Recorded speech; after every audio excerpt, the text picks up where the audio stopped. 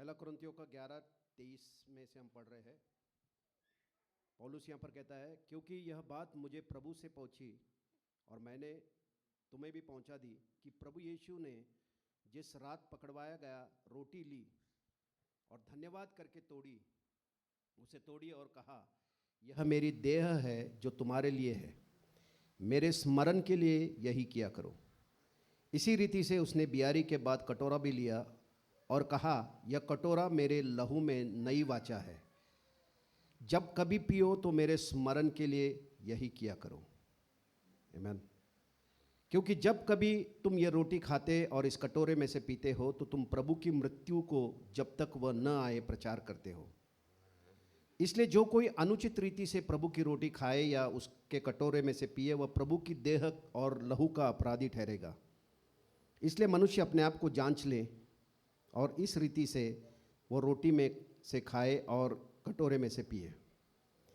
क्योंकि जो खाते पीते समय प्रभु की देह को न पहचाने, वह उसके खाने और पीने से अपने ऊपर दंड लाते हैं।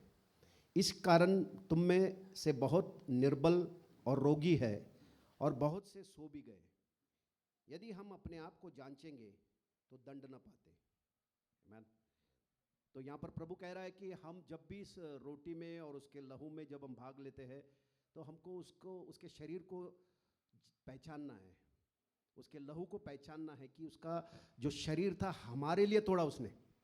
यीशु ने उसका शरीर को खुद के लिए नहीं तोड़ा, हमारे लिए तोड़ा है। तो जब हम पहचान कर और जानकर और विश्वास से जब उसके शरीर में हम भाग लेते हैं और विश्वास से पहचान कर उसके लहू के ऊपर जब हम पहचानते हैं कि इस लहू ने हमको शुद्ध किया है, इस लहू ने हमको नया जीवन दिया है, इस लहू ने हमको धर्मी बनाया है, उसके बेटे बनाया है, ये जानकर पहचान कर जब हम लेते हैं तो हम निरोगी रहेंगे, हम लोग आशीर्वादित रहेंगे, हम कभी कमज़ोर नहीं पड़ेंगे।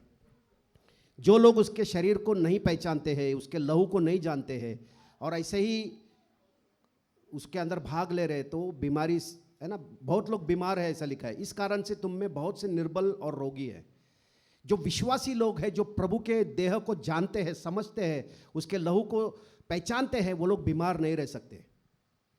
तो जब भी हम इस रोटी में से और इस लहू में से हम लोग जब भाग ले रहे हैं तो हम लोग उसको पहचानेंगे, अपने मन में जानेंगे कि उसका शरीर मेरे लिए तोड़ा गया था और उसका लहू मेरे लिए बहाया गया था, इसलिए मैं रोगी नहीं रह सकता, मैं निर्बल नहीं रह सकता। मैं प्रभु तेरी शरीर को पहचान कर और तेरे लहू को जान कर मैं उसमें भाग ले रहा हूँ प्रभु, और मैं तुझे स्मरण कर रहा हूँ प्रभु कि तूने इतना बड़ा जो काम मेरे लिए किया प्रभु, अपना शरीर को तूने तोड़ा है, अपना लहू को तूने बहाया है प्रभु, ये मैं जानकर पहचान कर स्मरण करके प्रभु मैं उसमें से लेता हूँ प्रभु।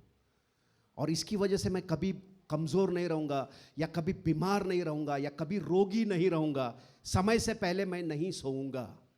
हालेलुया। ऐसे विश्वास से हम लोग उसमें भाग लेंगे भाई बहनों। सिर्फ लेना है करके नहीं लेंगे, लेकिन ये विश्वास से और ये जानकर समझकर हम उसमें भाग लेंगे, ताकि हम में से आगे कोई भी बीमार कभी न रहे, हम में से कोई भी कमज़ोर न रहे, एक समय से पहले हम लोग न मरे, है ना। ये जानकर समझकर हम लोग उसमें भाग लेंगे और प्रभु को धन्यवाद देंगे। पिता, हम आपको बहुत धन्यवाद देते प्रभु, इस समय आपकी महान उपस्थिति यहाँ पर है प्रभु, और आपकी उपस्थिति में आपको कोटि कोटि धन्यवाद देते प्रभु। आपके शरीर के लिए धन्यवाद प्रभु, और आपके लहू के लिए धन्यवाद। हम स्मरण करते प्रभु, आपका शरीर हमारे लिए तोड़ा गया था प्रभु, आपका लहू, पवित्र लहू हमारे लिए बहाया आपने प्रभु, और उस लहू की वजह से आज हम आपकी उपस्थिति में खड़े हैं पिता। निर्दोष, बिना दाग, बिना धब्बे के हमें शुद्ध और पवित्र करके पिता आपने अपने सम्मुख हमें प्रस्तुत किया है पिता। हम स्मरण करते प्रभु, हमारे ऊपर कोई दंड की आज्ञा नहीं है प्रभु, इसीलिए हम में से कोई बीमार नहीं रहेगा, कोई कमजोर नहीं रहेगा, कोई समय से पहले नहीं मरेगा पिता। ऐसा प्रकाशन प्रभु हम सबको आपने दिया है पिता, और इस प्रकाशन के द्वारा हम आपके लहू में और आपके शरीर में हम भाग लेते पिता। धन्यवाद, धन्यवाद। आपने हमको जीवन और बहुतायत का जीवन हमारे जीव में, शरीर में और आत्मा में दिया है पिता।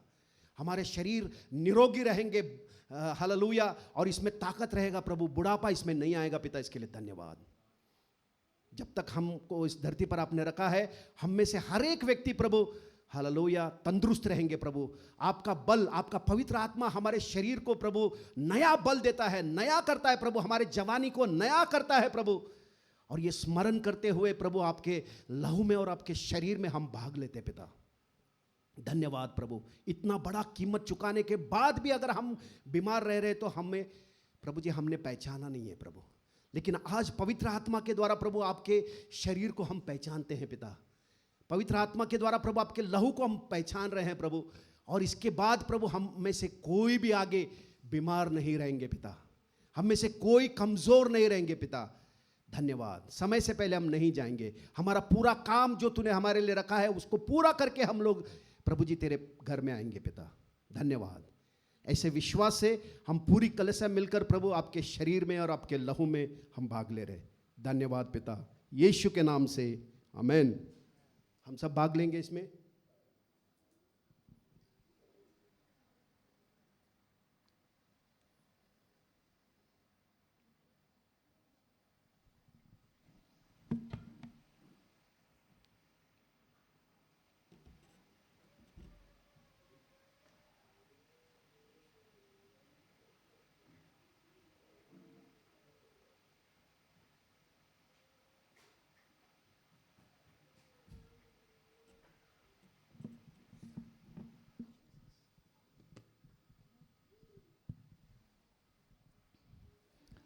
Thank you, Jesus. Hallelujah. Praise God. So, yes, जो ज़रूरी सूचना वो है सबसे पहले कि नेक्स्ट संडे है ना, अगले रविवार हमारा फास्टिंग एंड प्रेयर मीटिंग है यहीं पे एल्पाइन में ही। सो आप और भी लोगों को लेके आए है ना, और हम साथ में प्रभु की कलीसिया मिलके साथ में हम इंजॉय करेंगे, फेलोशिप करेंगे फास्टिंग में। आमेन। यस, सो अगले संडे फास्टिंग प्रेयर है। अगर कोई फास्टिंग नहीं करना चाहता तो आप अपना छोटा डब्बा अपने साथ लेके आए, बड़ा डब्बा भी ला सकते हैं, और किसी को खिलाना चाहते हैं तो भी वेलकम है। Hallelujah. Okay, praise God. So next 28 सितंबर है ना, 28 सितंबर को हमारा लेडीज़ मीटिंग रहेगा शाम को। तो संडे की सभा तो सेम टाइम रहती है जैसा नॉर्मल, उसके अलावा शाम को हमारा लेडीज़ मीटिंग रहेगा हमारे पास्टर जी के घर पे। पिछले टाइम भी हमने बहुत अच्छा समय बिताया प्रभु के साथ, प्रभु की साथ, कि हमने वचन में हमारे पास्टर जी ने थोड़ा शॉर्ट में हमें कुछ 45 मिनट्स ऐसे कुछ उन्होंने हमारे साथ वचन बांटा था। और उसके बाद जैसे मैंने पिछली बार भी बताया था कि वो गायब हो गए थे है ना वचन बांटने के बाद, और फिर हम सब लेडीज़ साथ में इकट्ठा होके हम लोग ने डिस्कस करा उस वचन पे है ना, कि हमने क्या सीखा पर्सनली और हम उसे कैसे अपने जीवन में अप्लाई कर सकते हैं। एंड मैंने पिछली बार भी बताया था कि जो सारी लेडीज़ हैं वो खुद से, किसी को बोलना नहीं पड़ा तुम बोलो है ना, सब खुशी से खुद से टेक अवे दे रहे थे, बता रहे थे कि उन्होंने क्या सीखा। सो आई एम श्योर कि वो उस दिन लास्ट महीने अगर प्रभु ऐसा कर सकते हैं तो हर महीने प्रभु हमें महिमा से महिमा लेके जा रहे हैं। आमेन। यस, सो ये अपेक्षा के साथ है, इस उम्मीद के साथ है कि पवित्र आत्मा हम सभी से बात करेंगे और हमारा जीवन सेम नहीं रहेगा है ना, महिमा से महिमा प्रभु के साथ हम चलेंगे। आमेन आमेन आमेन। इसके अलावा जो हमारे नॉर्मल मीटिंग्स रहता है वो हमारी संडे की सभा है ना, जो हमारे ऑनलाइन व्यूअर्स हैं वो भी ये जानिए कि ये वीडियोस हम ये मीटिंग रहता है और यहाँ पे हम रिकॉर्ड करते हैं, और ये मीटिंग आपको लेट मिलता है जो ऑनलाइन व्यूअर्स हैं उनको। सो आप भी अगर कोई कलीसिया ढूंढ रहे हैं पिंपरी में, अगर आप ढूंढ रहे हैं सो आप कमेंट सेक्शन में मैसेज कर सकते हैं, और आप यहाँ पे आपको हमारे वॉलंटियर्स में से कोई ना कोई आप तक ज़रूर मैसेज करेंगे या रिप्लाई करेंगे। एंड देयर बाय आप भी कोई कलीसिया अगर आप ढूंढ रहे हैं तो आप इस कलीसिया का भाग हो सकते हैं। आमेन आमेन आमेन। यस, इसके अलावा जो हमारी ऑनलाइन मीटिंग्स रहती है वो ये है कि मंगलवार को, ट्यूसडे को हमारे शाम को 7 बजे ऑनलाइन मीटिंग रहता है गूगल मीट पे है ना। ये मीटिंग में हम वचन की घोषणा कैसे करना है, पर्सनल कैसे बनाना है, आमेन। यस, वो हम सीखते हैं और वो हमारे लिए एक स्टार्टर है। पूरे हफ्ते हम वचन की घोषणा अपने अकेले में पवित्र आत्मा के साथ करते हैं। आमेन। यस, सो वो एक दिन, हफ्ते का एक दिन मैं चाहती हूँ कि आप लोग निकालें और ट्यूसडेज को शाम को 7 बजे ऑनलाइन मीटिंग में आप जुड़ें। आमेन। यस, इसके अलावा थर्सडे को, गुरुवार को हमारी एक और मीटिंग रहता है जो हमारे मध्यस्थी प्रार्थना की मीटिंग रहता है। मैं कह रही हूँ ये मध्यस्थी की प्रार्थना बोरिंग बिल्कुल नहीं है, क्योंकि हम अन्य भाषा में प्रार्थना करते हैं। हालेलुया, प्रभु का धन्यवाद कि उन्होंने हमें ये दान दिया है। एंड यस, सो हम बहुत इंजॉय करते हैं, अन्य भाषा में मध्यस्थी प्रार्थना करते हैं, और इंग्लिश, हिंदी, मराठी, संस्कृत, गुजराती में बहुत कम बोलते हैं। हालेलुया, यस, है ना। आई एम श्योर आप सब इस मीटिंग का भाग होना चाहेंगे, जहां सिंपल पवित्र आत्मा के द्वारा बात करना है। हालेलुया, आमेन। सो मैं आप सबसे अनुरोध करूंगी, रिक्वेस्ट करूंगी कि थर्सडे इसको दिन में 2 बजे समय निकालें और हमारे साथ जुड़ें ऑनलाइन मीटिंग के लिए। हालेलुया, आमेन, आमेन। इसके अलावा नेक्स्ट हमारा जो मीटिंग रहता है ऑनलाइन की सभा, वो रहता है फ्राइडे को, है ना, गुरुवार को, शुक्रवार को, यस। तो शुक्रवार को हमारा मीटिंग रहता है शाम को 7 बजे, और ये मीटिंग रहता है हीलिंग और डिलीवरेंस का मीटिंग, है ना, चंगाई की सभा। सो आप ज़्यादा से ज़्यादा लोगों को इस मीटिंग के बारे में बताएं, क्योंकि बहुत सारे लोगों को, है ना, चंगाई के लिए वो वेट कर रहे हैं। आमेन, आप मानते हैं, राइट? आप अगर अपने लेफ्ट राइट देखेंगे तो आपको अपने ऑफिस में, जगह पे, जिधर आप ट्रैवल करते हैं, आपको दिखता है कि लोगों को ज़रूरत है यीशु की। आमेन। सो मैं आपसे अनुरोध करूंगी कि ये लिंक है, आपको ये लिंक शेयर किया जाएगा, तो आप भी और जो दूसरे इवन जो अविश्वासी हैं उनके साथ भी बांटे, क्योंकि यीशु उनके लिए भी मरा था। आमेन, यस। सो ज़्यादा से ज़्यादा लोगों को इस मीटिंग के बारे में बताएं, और आप भी इस मीटिंग का भाग हो सकते हैं। Hallelujah, yes. ऑनलाइन की वजह से आसान है कि हम अपने घर बैठे बैठे हम मीटिंग्स में जुड़ सकते हैं, हाँ कि ना? आमेन, आमेन। सो इसका लुफ्त उठाना चाहिए। Yes, hallelujah, praise God. इसके अलावा हमारा जो मीटिंग रहता है वो रहता है सैटरडे को, है ना, हर शनिवार को। ऑलमोस्ट 3 हफ्ते, महीने के 3 हफ्ते रहता है। जिस हफ्ता हमारा फास्टिंग प्रेयर रहता है, उस दिन, उस संडे, उस सैटरडे के अलावा बाकी सारे सैटरडेज को ये मीटिंग रहता है। तो ये बाइबल स्टडी रहता है, 3-4 घर में टर्न वाइज रहता है। तो आप भी इस मीटिंग का अगर भाग होना चाहते हैं, तो आप हमारे वॉलंटियर्स में किसी को भी मैसेज कर सकते हैं, पास्टर की वाइफ को, बबीता आंटी को आप मैसेज कर सकते हैं, मुझे कर सकते हैं। तो आपको इस सैटरडे किधर होगा वो बता दिया जाएगा। तो ये मीटिंग रहता है 4 बजे से 8 बजे तक। आमेन, यस। सो ये प्रॉपर सीरियस वचन बाइबल स्टडी होता है। यहाँ पे कोई प्रीचिंग नहीं है, यहाँ पे वचन में से एक एक वचन की आयात लेते हैं, है ना, वर्ड्स को लेते हैं, और उस पर हम मेडिटेट करते हैं और समझते हैं साथ में। Hallelujah, yes. सो ये सारी मीटिंग्स आपके लिए अवेलेबल है। अब आपको चूज करना है कि आपको सब जगह होना है या एटलीस्ट मैक्सिमम जगह होना है। Hallelujah, yes. सो आप इन सारे मीटिंग्स का बेनिफिट लीजिए। Hallelujah, amen, amen. I think मैंने सारे बेसिक पॉइंट्स कवर करे। किसी को भी अपनी टेस्टिमनी, गवाही बांटनी है तो ज़रूर से वचन जब बांटा जाएगा उसके बाद आपको आप अपना गवाही भी बांट सकते हैं।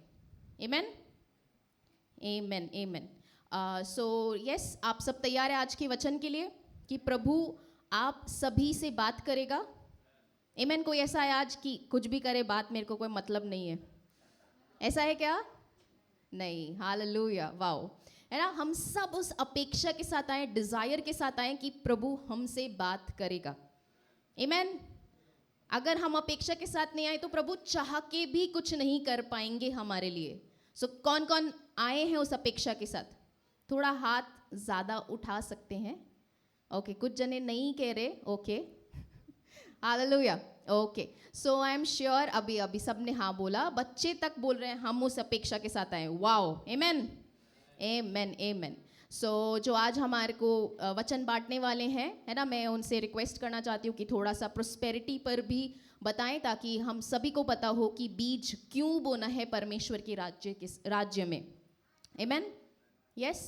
सो क्या आप सब तैयार हैं? जैसा सर हिलाया तो आप समझ गए कौन प्रीच करने आ रहा है। Hallelujah, yes. सो यस, अब मैं इनवाइट करना चाहती हूँ आमिश ब्रदर को। सो जोरदार तालियों के साथ उनका स्वागत किया जाए, और ट्रांसलेशन के लिए मनोज ब्रदर का।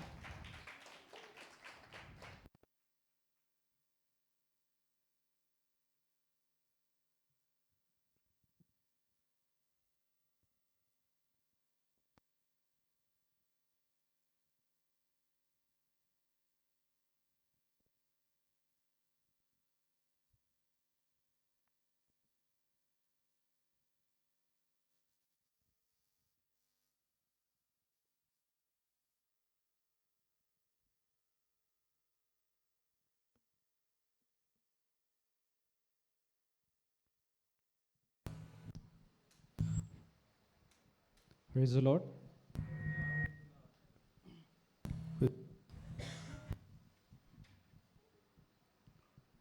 Check. Thank you, Jesus.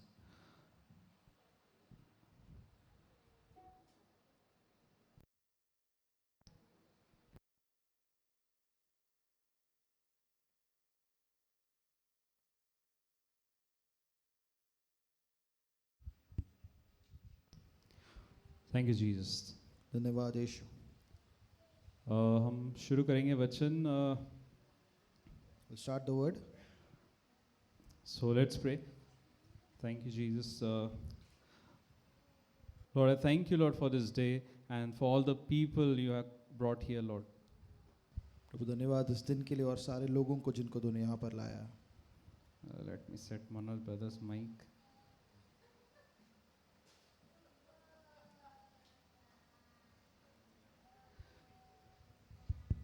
Thank you, Jesus.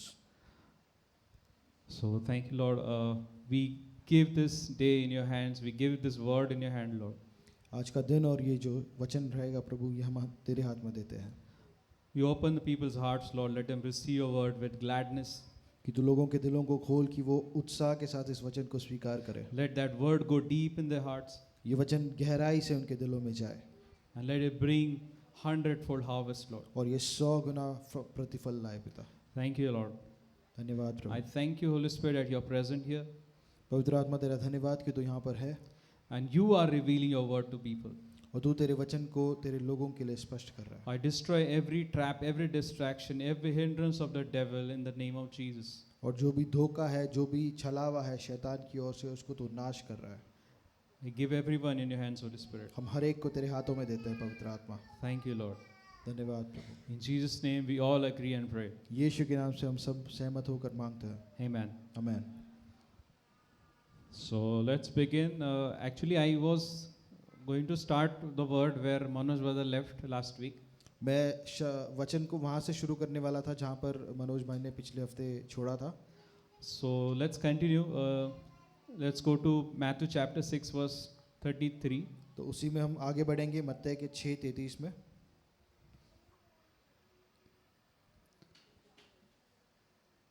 So I believe this, I don't know about others, but this verse has been the very foundation of my walk with the Lord.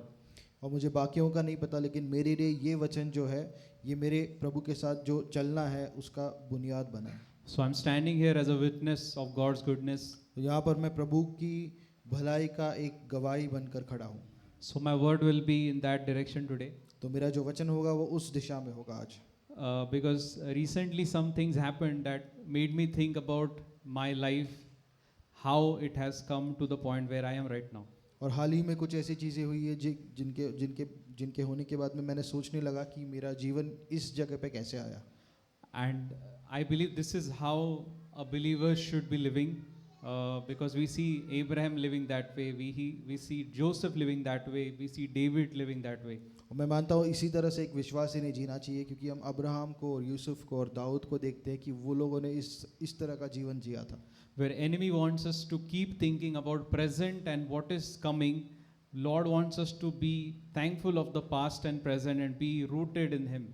जब शैतान ये चाहता है कि हम अभी जो हो रहा है और आगे जो होगा उसकी चिंता करें, प्रभु चाहता है कि जो पहले प्रभु ने किया है और अब जो कर रहा है उसके लिए हम धन्यवादित हों। Because our past victories are weapon for tomorrow's battles. क्योंकि हमारे पिछले जो जीत परमेश्वर ने हमको दिया है वो हमारे लिए एक हथियार है आगे आने वाले दिनों के लिए। Right? So that's why I was just being thankful to the Lord. और इसलिए मैं बहुत आभारी था परमेश्वर के लिए। And as I said, this verse was very foundational in my walk with the Lord. और ये जो वचन है ये एक बुनियादी वचन है मेरे परमेश्वर के साथ जीवन के लिए। Because I grew up, I was raised by my grandparents, and since childhood I lived in like minimal lifestyle.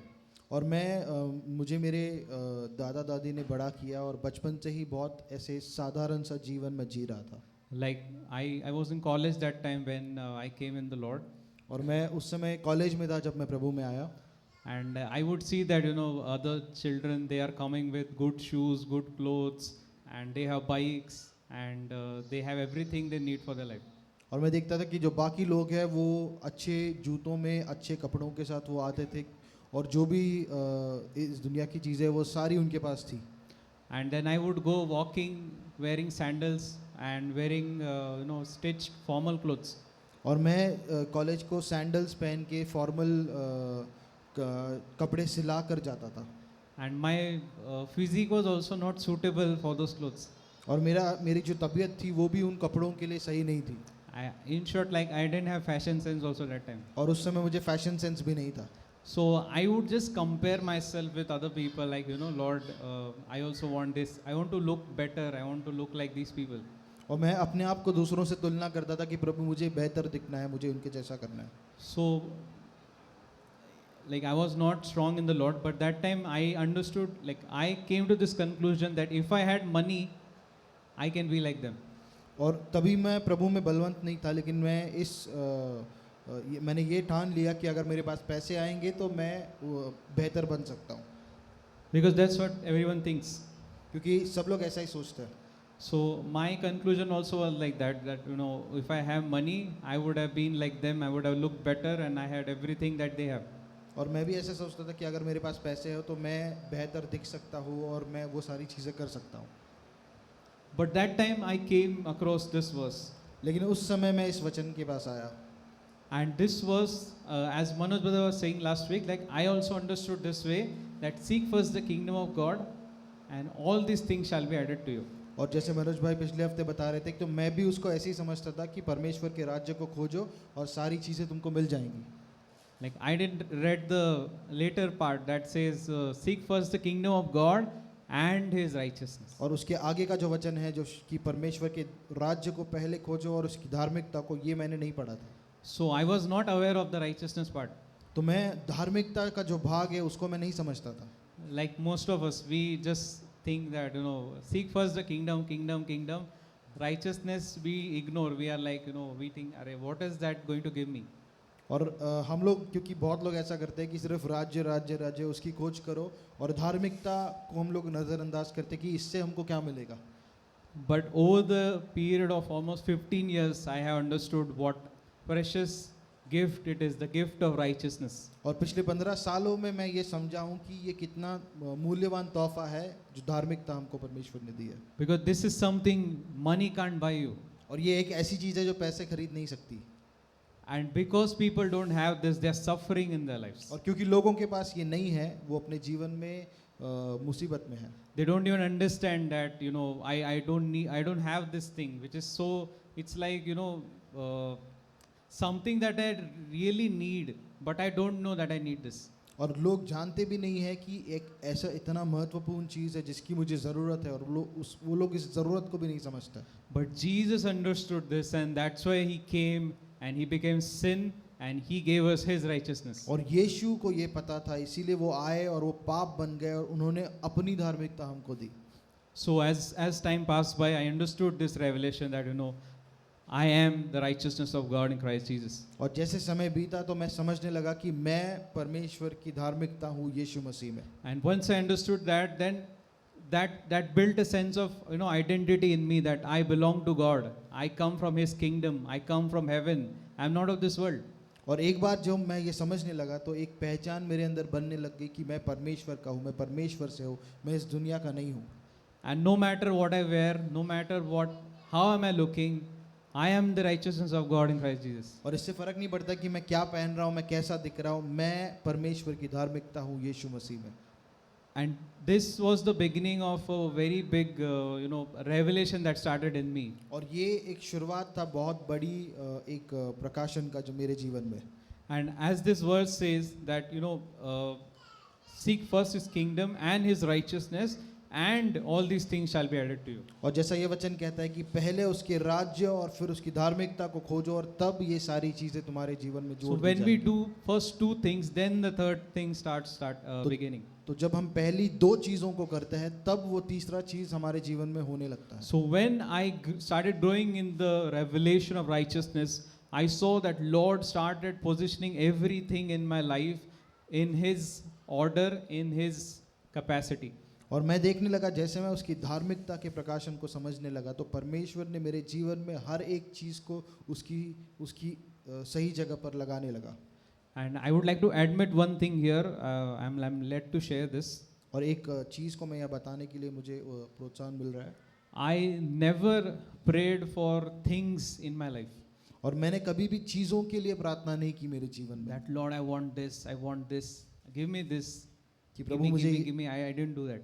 कि मुझे ये चाहिए, ऐसा कभी नहीं बोला मैंने प्रभु को। The answer is the 32nd verse. और जो 32 वचन है उसमें उसका उत्तर है। It says, for Gentiles eagerly seek all these things.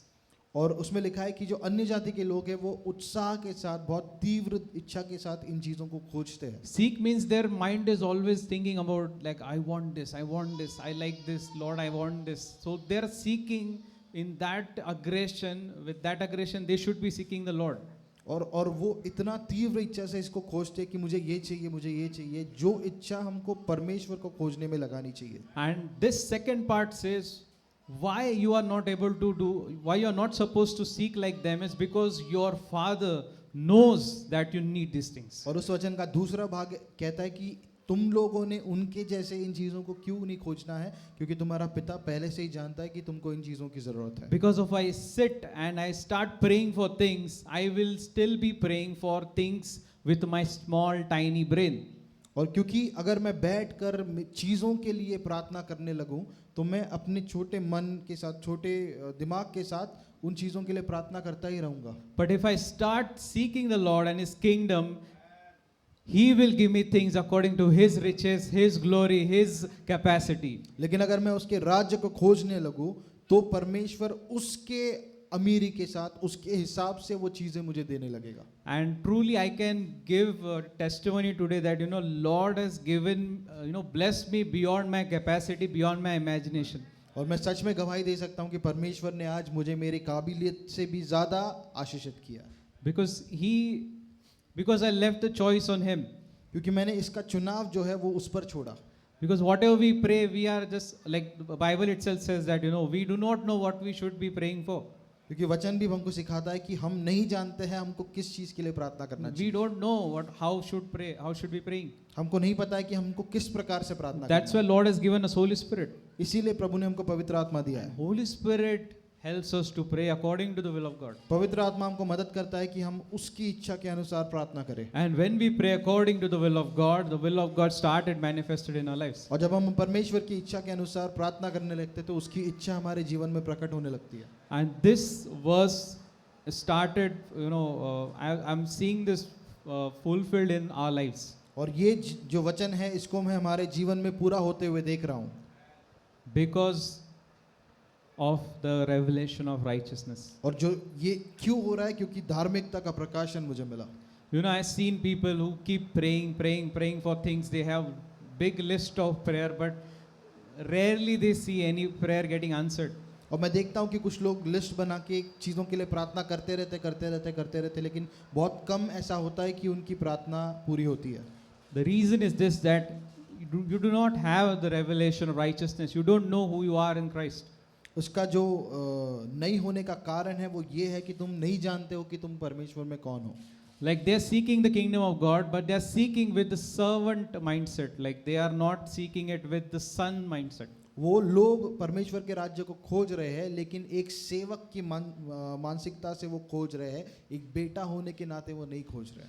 Like we can see in that parable of prodigal son, that the first son who is obedient to the father, he is doing everything, who is doing his work, he is doing his will, but he does not know that his position is not because of his works. हम उन दो बेटों के दृष्टांत में देखते हैं कि जो पहला बेटा था, जो बड़ा बेटा था, वो पिता की सारी बातों को मान रहा था, उसकी सारी चीज़ों को कर रहा था, लेकिन वो पिता के दिल को नहीं समझा था। Yes, and that's why he did not understand the heart of the father when his younger brother returned. और इसीलिए जब उसका छोटा भाई वापस आया तो उसके पिता के दिल को तभी भी नहीं समझ पाया। So he was expecting that when my younger brother will come, my father will punish him, he will make him servant. और वो सोच रहा था कि जब मेरा छोटा भाई वापस आया है तो मेरा पिता उसको अभी दंड देगा और उसको एक सेवक बनाएगा, नौकर बनाएगा। But he sees that, okay, father has welcomed him and given party for him and they are dancing, and he gets upset and he goes outside. और वो देखता है कि पिता ने तो उसको स्वीकार लिया और उसके लिए एक पार्टी कर रहा है, उसको फिर से स्वीकार कर, और वो नाराज होकर बाहर चला जाता है। Why he goes outside? बाहर क्यों जाता है वो? Because he does not know that he is righteous regardless of his works. क्योंकि वो नहीं जानता है कि उसके कार्यों से, उसके कृत्यों से अलग होकर उसको धर्मी बनाया गया है। He is righteous because God made him righteous. वो धर्मी है क्योंकि परमेश्वर ने उसको धर्मी बनाया। Everyone believes that, any sinner that comes to Jesus, believes on him, becomes, he receives salvation. Everyone believes here. हर कोई यहाँ पर विश्वास करता है कि जब भी एक पापी व्यक्ति यीशु के पास आता है तो उसको उद्धार मिलता है। Everyone believes. हर कोई विश्वास करता है इसको। Anybody here who thinks otherwise? कोई है यहाँ पे जो जिसको इससे कुछ अलग लगता है? Okay, so let's go to one of our favorite men of God from Bible, which we haven't spoken since a long time. और एक हमारे जो बहुत लोकप्रिय ऐसे एक व्यक्ति है बाइबल से जिनके बारे में हम ज़्यादा बात नहीं करते, उनके पास हम जाएंगे। Let's go to Genesis 15. उत्पत्ति 15 में हम जाएंगे। So we'll talk about Abraham today, तो अब्राहम के बारे में हम बात करेंगे as expected. जैसा अपेक्षित था। So let's go to verse. I'll keep it short. I'll just give a background for this. So we know that Abraham was 90 years old and he had no children. और हम जानते हैं कि Abraham 90 साल का था और उसके कोई बच्चे नहीं थे। And then God gives him a promise और that फिर प्रभु उसको एक प्रतिज्ञा देता है। God takes him outside and says, look at the stars and try to count them. If you're able to count them, these many shall be your descendants. और प्रभु उसको बाहर लेके जाके कहता है कि आकाश की ओर देख, इन तारों को अगर तू गिन सकता है तो इतने तेरे जो आने वाले वंश है वो इतने होंगे। And the 6th verse says, then he believed in the Lord and he reckoned it to him as righteousness. और छठा वचन कहता है कि तब अब्राहम ने विश्वास किया और परमेश्वर ने उस बात को उसके लिए धार्मिकता ऐसा स्वीकार किया, ऐसा स्थापित किया। Right? Like as Manoj brother was saying last week, that we come from a culture where our righteousness, our culture teaches that we are justified or rejected according to our works. जैसे पिछले हफ्ते हम देख रहे थे कि हम एक ऐसे कल्चर से आते हैं जहाँ पे हमको स्वीकारा या नकारा जाता है हमारे कृत्यों के अनुसार। Right? It's a very big common understanding. It's called in our office they say like karma. और ये बहुत साधारण ऐसा ज्ञान है, ऑफिस के लोग हम इसको कर्मा ऐसा बोलते हैं। Like many people say this, like karma is like it comes back to you. Whatever goes around comes around. और लोग बोलते हैं कि कर्म जो है वो इसको छोड़ेगा नहीं, जो भी इसने किया उसका प्रतिफल इसको जरूर मिलेगा। Yes, so they keep saying this, like if you did good, your good will find you. If you did bad, bad will find you. वो कहते रहते कि अगर तुम अच्छा करोगे तो अच्छा तुमको आके ढूंढेगा, और बुरा करोगे तो बुरा तुमको ढूंढेगा। So this verse changes everything. लेकिन ये वचन हर एक चीज को बदल देता है। Now you know that Abraham is not born again. He is not someone who is believed in Jesus yet. और आप सब जानते हो कि अब्राहम जो है इसका नया जन्म नहीं हुआ था और ये यीशु में विश्वास नहीं कर रहा था। But the moment he gets a promise from God, लेकिन जिस समय उसको परमेश्वर से एक प्रतिज्ञा मिला, this verse says, then he believed in the Lord. और ये वचन कहता है कि तब उसने परमेश्वर पर विश्वास किया। Right? It doesn't say that he took water baptism, he went to church, or he started reading Bible and then he became like he became righteous. और ऐसा नहीं लिखा है कि वो उसने बपतिस्मा लिया, उसने बाइबल पढ़ा और वो चर्च आने लगा और तब वो धर्मी हुआ। Right? It doesn't say that. ऐसा नहीं लिखा है। Now I'm not undermining these things, और ये चीज़ों को मैं कम नहीं कर रहा हूँ, but I'm saying that these things are result of our righteousness, not prerequisite of our righteousness. और ये जो हम अच्छे कृत्य करते हैं ये हमारे धार्मिकता का एक प्रमाण है, लेकिन इसको करने के द्वारा हमको धार्मिकता नहीं मिलती है। Right? That means we become righteous and then we start doing these things. इसका मतलब पहले हम धर्मी बन जाते हैं, उसके बाद में हम ये चीज़ें करने लगते हैं। Right? Now it says, then he believed in the Lord and God accounted it to him as righteousness. और यहाँ पे लिखा है कि तब उसने परमेश्वर पे विश्वास किया और परमेश्वर ने उस बात को उसके लिए धार्मिकता ऐसा स्थापित किया। That means Abraham was a sinner. The one moment he believes in the Lord, now he's righteous. तो इसका मतलब अब्राहम उसके पहले पापी पापी पापी ऐसा था, और एक क्षण में जब उसने परमेश्वर पे विश्वास किया वो धर्मी हो गया। Now, can you tell me, can he lose his righteousness? अब क्या आप बता सकते हो कि क्या अब्राहम अपनी धार्मिकता को खो सकता है? Can you lose it? क्या वो खो सकता है? Can you lose your salvation? क्या आप अपने उद्धार को खो सकते हो? Yes, no. You cannot lose your righteousness because you did not receive it by your works. और आपने आप अपनी धार्मिकता को नहीं गवा सकते हो, क्योंकि अच्छे कामों को करने के द्वारा इस धार्मिकता को आपने प्राप्त नहीं किया। We receive righteousness because we believed in the Lord. हमको धार्मिकता इसलिए मिलती है क्योंकि हम यीशु में विश्वास करते हैं। That means now whatever I am doing, it is not going to affect my position with the Lord. इसका मतलब अभी मेरे कृत्य जो है, मेरा जो जगह है परमेश्वर के साथ, उस पे इसका कोई असर नहीं होगा। So like when I go in front of God, I am going as if, so when God sees me coming, he sees Jesus is coming. जब परमेश्वर मुझको आते हुए देखता है तो वो देखता है कि यीशु आ रहे हैं, Because I am in Jesus. क्योंकि मैं यीशु के अंदर हूँ, I am inside Christ. मैं मसीह के अंदर हूँ। God doesn't see me. परमेश्वर मुझे नहीं देख रहा है, God sees Jesus. परमेश्वर यीशु को देख रहे So हैं। when we are praying, तो जब हम प्रार्थना कर रहे हैं, God hears Jesus' voice. परमेश्वर को यीशु की आवाज आती है, So he is well pleased with me. तो वो मुझसे बहुत प्रसन्न है। I can't do anything that will upset him. मैं कुछ नहीं कर सकता हूँ जिससे कि वो मुझसे नाराज हो जाए। But yeah, there is, I'll come to that point. I'll cover that topic also today. Like when people say that I am righteous, I can do anything now. और मैं उस भाग को भी उसके बारे में भी बात करूंगा कि कुछ लोग कहते हैं कि अभी क्योंकि मैं धार्मी हूँ मैं कुछ भी कर सकता हूँ। Very beautifully, Lord has revealed it. और बहुत खूबसूरत तरीके से परमेश्वर ने इसका प्रकाशन दिया है। So we'll move ahead. So now Abraham, we know that he became righteous by believing in Lord's one promise. तो हम अब देखते हैं कि अब्राहम ने सिर्फ एक प्रतिज्ञा पर विश्वास किया और उसके द्वारा वह धर्मी हुआ। Right? Today also we also believe in the Lord that Jesus came for me, died for me, and he rose again on third day. I believe in him, and he's coming back. That's how I got saved. और आज भी हम विश्वास करते हैं कि यीशु मसीह आए इस दुनिया में, वो हमारे लिए मर गए, तीसरे दिन जी उठे और वो फिर से आ रहे हैं हमको लेने के लिए, और इस पर हम विश्वास करते हैं। So this is the core of our righteousness. और ये हमारी धार्मिकता का जो बुनियाद है वो है। Now on this core, then we have to build our life. अब इस बुनियाद पर हमको अपने जीवन को बांधना है।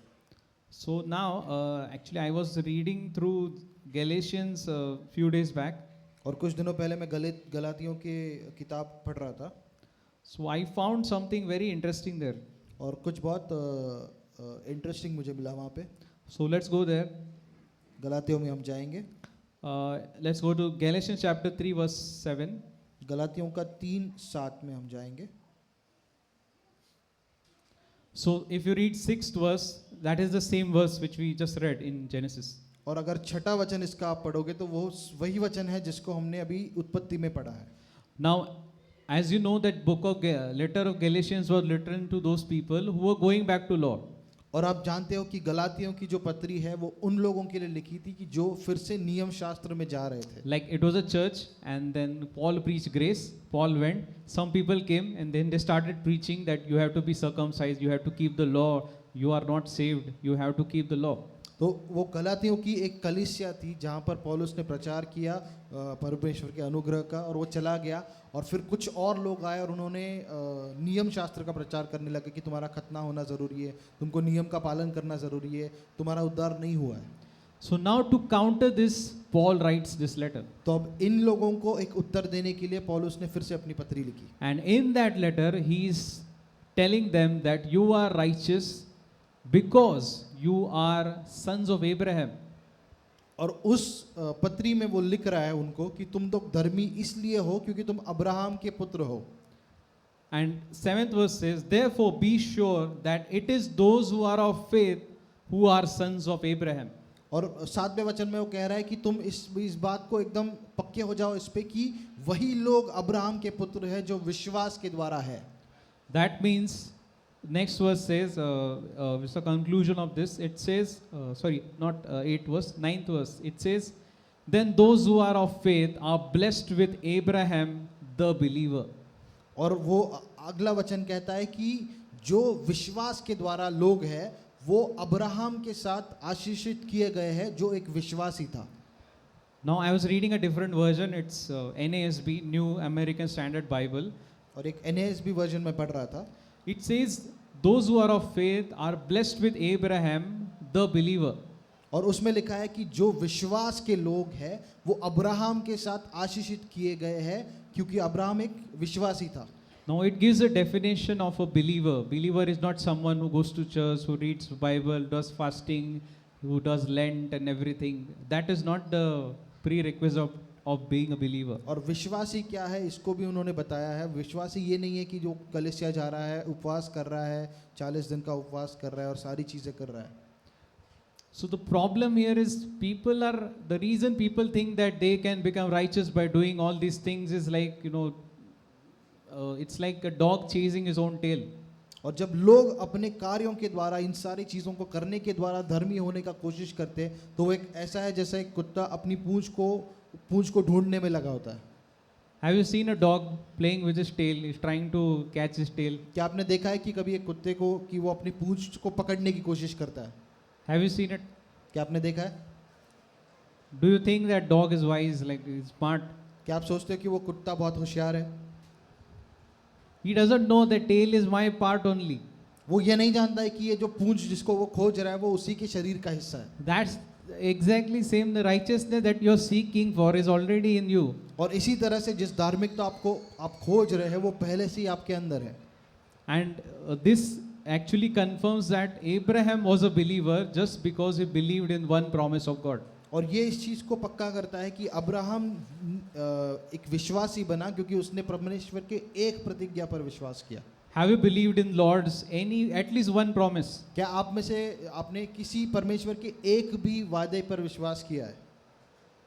Just one. सिर्फ एक? Just one promise is needed. सिर्फ एक वादे की ज़रूरत है। That's how God deals with like mankind, that you believe in my promise, you believe in me, you are righteous. और उसी तरह से परमेश्वर लोगों के साथ एक रिश्ता रखता है कि तुम मेरे प्रतिज्ञा में विश्वास करो और मैं तुम्हारे साथ एक रिश्ता रख रहा हूँ। Because the law was given to those people who were saying that, Lord, you tell us, we will do whatever you say. और क्योंकि नियम शास्त्र ऐसे लोगों को दिया गया था कि जो कह रहे थे कि प्रभु तू जो भी आज्ञा देगा उसको हम पाल लेंगे। And then God gave them the law. और फिर प्रभु ने उनको आज्ञा दिया, नियम शास्त्र दिया, just to make them realize that you cannot keep it. सिर्फ उनको ये दिखाने के लिए कि तुम इस नियम शास्त्र का पालन नहीं कर सकते हो। Still they did not understand it. They formed even more laws above that God's law. और वो उनको तब भी समझ में नहीं आया और उन लोगों ने परमेश्वर के नियम को लेके उसके ऊपर और अपने नियम बनाकर उसको और कठिन किया। Then Jesus came and Jesus elevated even that. और फिर यीशु आया और यीशु ने उसको सच में ऊंचा कर दिया। They were thinking that you shall not commit adultery. Jesus said, even if you think, you have broken the law. और वो लोग को लग रहा था कि अरे ठीक है तुमको व्यभिचार नहीं करना है, लेकिन यीशु ने उनको बताया कि अगर तुम सोच भी रहे हो तो भी तुमने कर दिया। It was a big shock for them that even thinking is adultery. और ये उनके लिए बहुत एक अचंभे वाली बात थी कि अरे मैं सोचने से भी ये हो रहा है। Then the point Jesus was trying to make is, if you think you can keep the law, I will tell you what is law. और यीशु उनको ये दिखा रहे थे कि अगर तुम सोचते हो कि तुम नियम शास्त्र का पालन कर सकते हो तो मैं तुमको बताता हूँ कि नियम शास्त्र सच में क्या कह रहा है। And then Jesus elevated it. और फिर यीशु ने उसको ऊंचा किया। And then Jesus showed that I will fulfill it. और फिर यीशु ने दिखाया कि मैं इसको पूरा करूँगा। And I will fulfill it in a way that you will not need to do it. और मैं उसको इस तरह से पूरा करूँगा जैसे तुम कभी नहीं कर सकते हो। It's like Jesus got that position with God, and then Jesus came to you and he made you stand in your position, and he took your position on the cross. और वो ऐसा उसने किया कि उसने नियम शास्त्र के द्वारा धार्मिकता को प्राप्त करके वो परमेश्वर के सामने खड़ा हुआ और फिर अपने स्थान में उसने आपको खड़ा किया और जो आपका स्थान था उसमें यीशु जाके खड़े हो गए। And that is how today, that is the reason God sees us whenever, that is the reason God sees Jesus whenever he sees us. और इसीलिए जब भी यीशु पिता हमको देखते हैं तो वो यीशु को देखते हैं। Because Jesus has taken our place. क्योंकि यीशु ने हमारी जगह ली है। Now, how does this benefit us in this time in 2025? और ये हमको इस समय में 2025 में इसका कैसे फायदा होता है? So let's go to some deeper revelation in this. और इसकी और गहराई में हम जाएंगे. Let's go to. So yeah, I'll complete that. Matthew 6:33. We were going there. और मत्ती 6:33 जिस पे हम बात कर रहे थे. So this verse really changed my life, that I started seeking Lord His kingdom and His righteousness. और ये वचन ने सच में मुझ पर एक प्रभाव किया कि मैं परमेश्वर को, उसके राज्य को और उसकी धार्मिकता को खोजने लगा. And then I came across one verse और फिर मैं उस वचन पे आया that gave me assurance that Lord has taken my responsibility. और कि जिस वचन से मुझे पता चला कि परमेश्वर ने खुद ने मेरी जिम्मेदारी ली है. Let's go to this verse, Psalms 37 verse 25. हम भजन संहिता के 37:25 में जाएंगे. This is written by David, और दाऊद ने इसको लिखा है. and probably he wrote it in his old age. और जब वो बूढ़ा हो रहा था तब उसने इसको लिखा. It says, I have been young and now I am old. और यहाँ पे दाऊद कह रहा है कि मैं जवान था और अब मैं बूढ़ा हो गया हूँ. Yet I have not seen the righteous forsaken. और फिर भी मैंने कभी धर्मी जन को ऐसे छोड़ा हुआ नहीं देखा. That means God never forsakes righteous people. इसका मतलब परमेश्वर कभी भी धर्मी जन को छोड़ता नहीं है. And next line says, or his descendants begging bread. और अगला वचन कहता है कि या तो उसके जो वंश के लोग हैं उनको मैंने कभी रोटे के लिए भीख मांगते हुए नहीं देखा. Now this is the promise that God gives you, और ये प्रतिज्ञा है जो परमेश्वर आपको देता है that I will never forsake a righteous person. कि मैं कभी भी धर्मी जन को नहीं छोड़ूंगा. Not even him, but also his descendants. सिर्फ उसको ही नहीं, उसके जो वंश के लोग हैं उनको भी मैं नहीं छोड़ूंगा. They will never have to go and beg from people. और उनको कभी भी जाके लोगों के पास भीख नहीं मांगना पड़ेगा. Instead, what will happen to them is, next verse, all day long he is gracious and he lends. इसके उल्टा उनके साथ ऐसा होगा कि वो परमेश्वर जो है वो एकदम उदार दिल का है और वो देता है.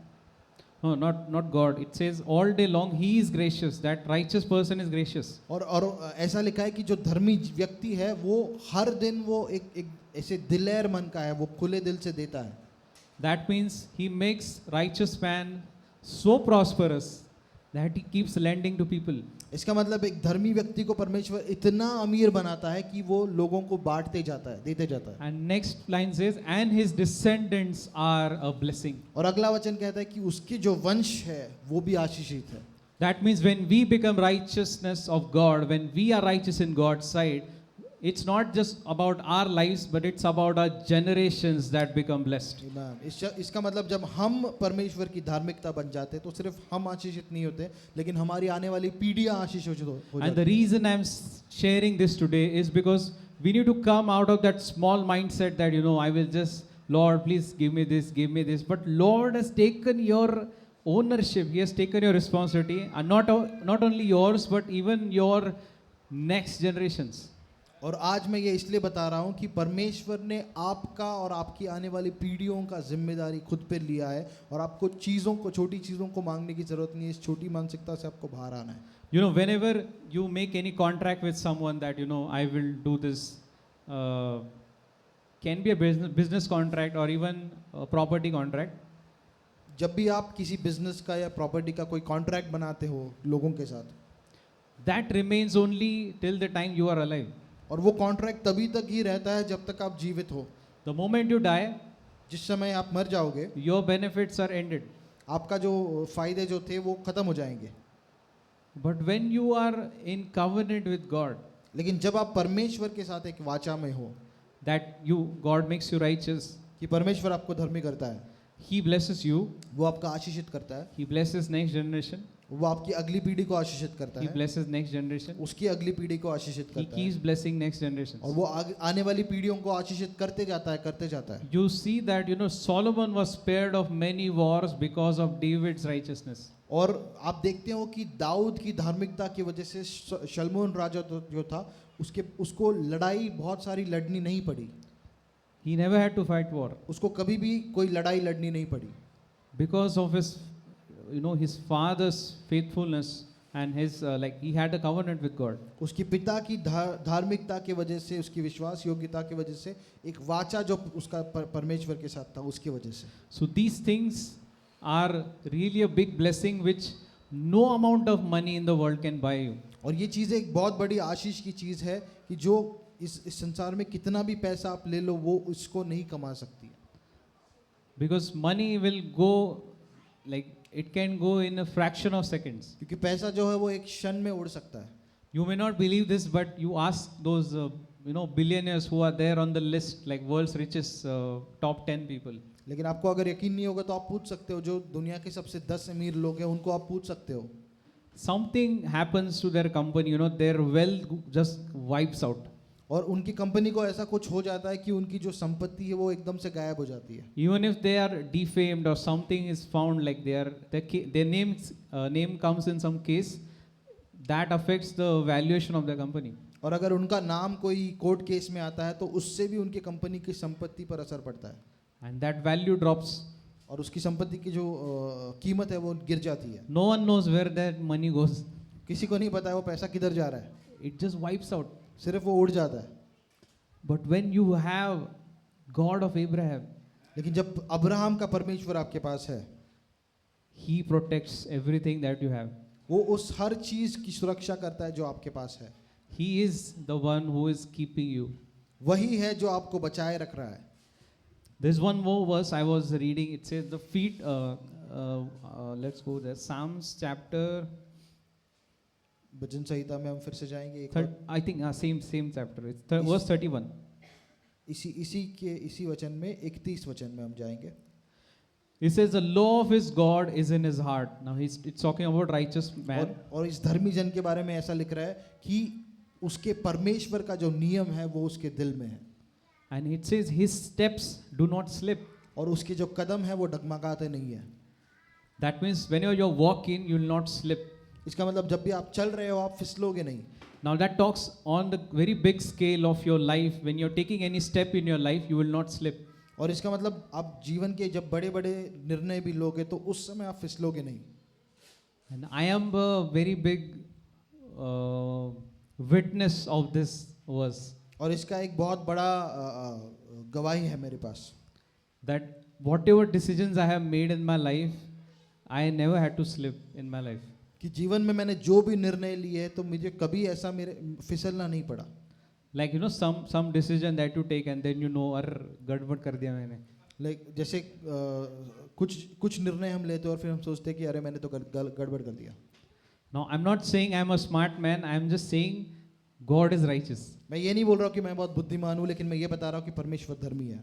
Because He orders our steps. क्योंकि वो हमारे कदमों को आज्ञा देता है. That's why we cannot slip. इसीलिए हम फिसल नहीं सकते. That's what He makes righteous persons stand very strongly. और इसीलिए वो एक धर्मी जन को बहुत एकदम मजबूती से खड़ा करता है. I think 2 days ago I was just going through Bible. I was like, okay, I have to preach on righteousness.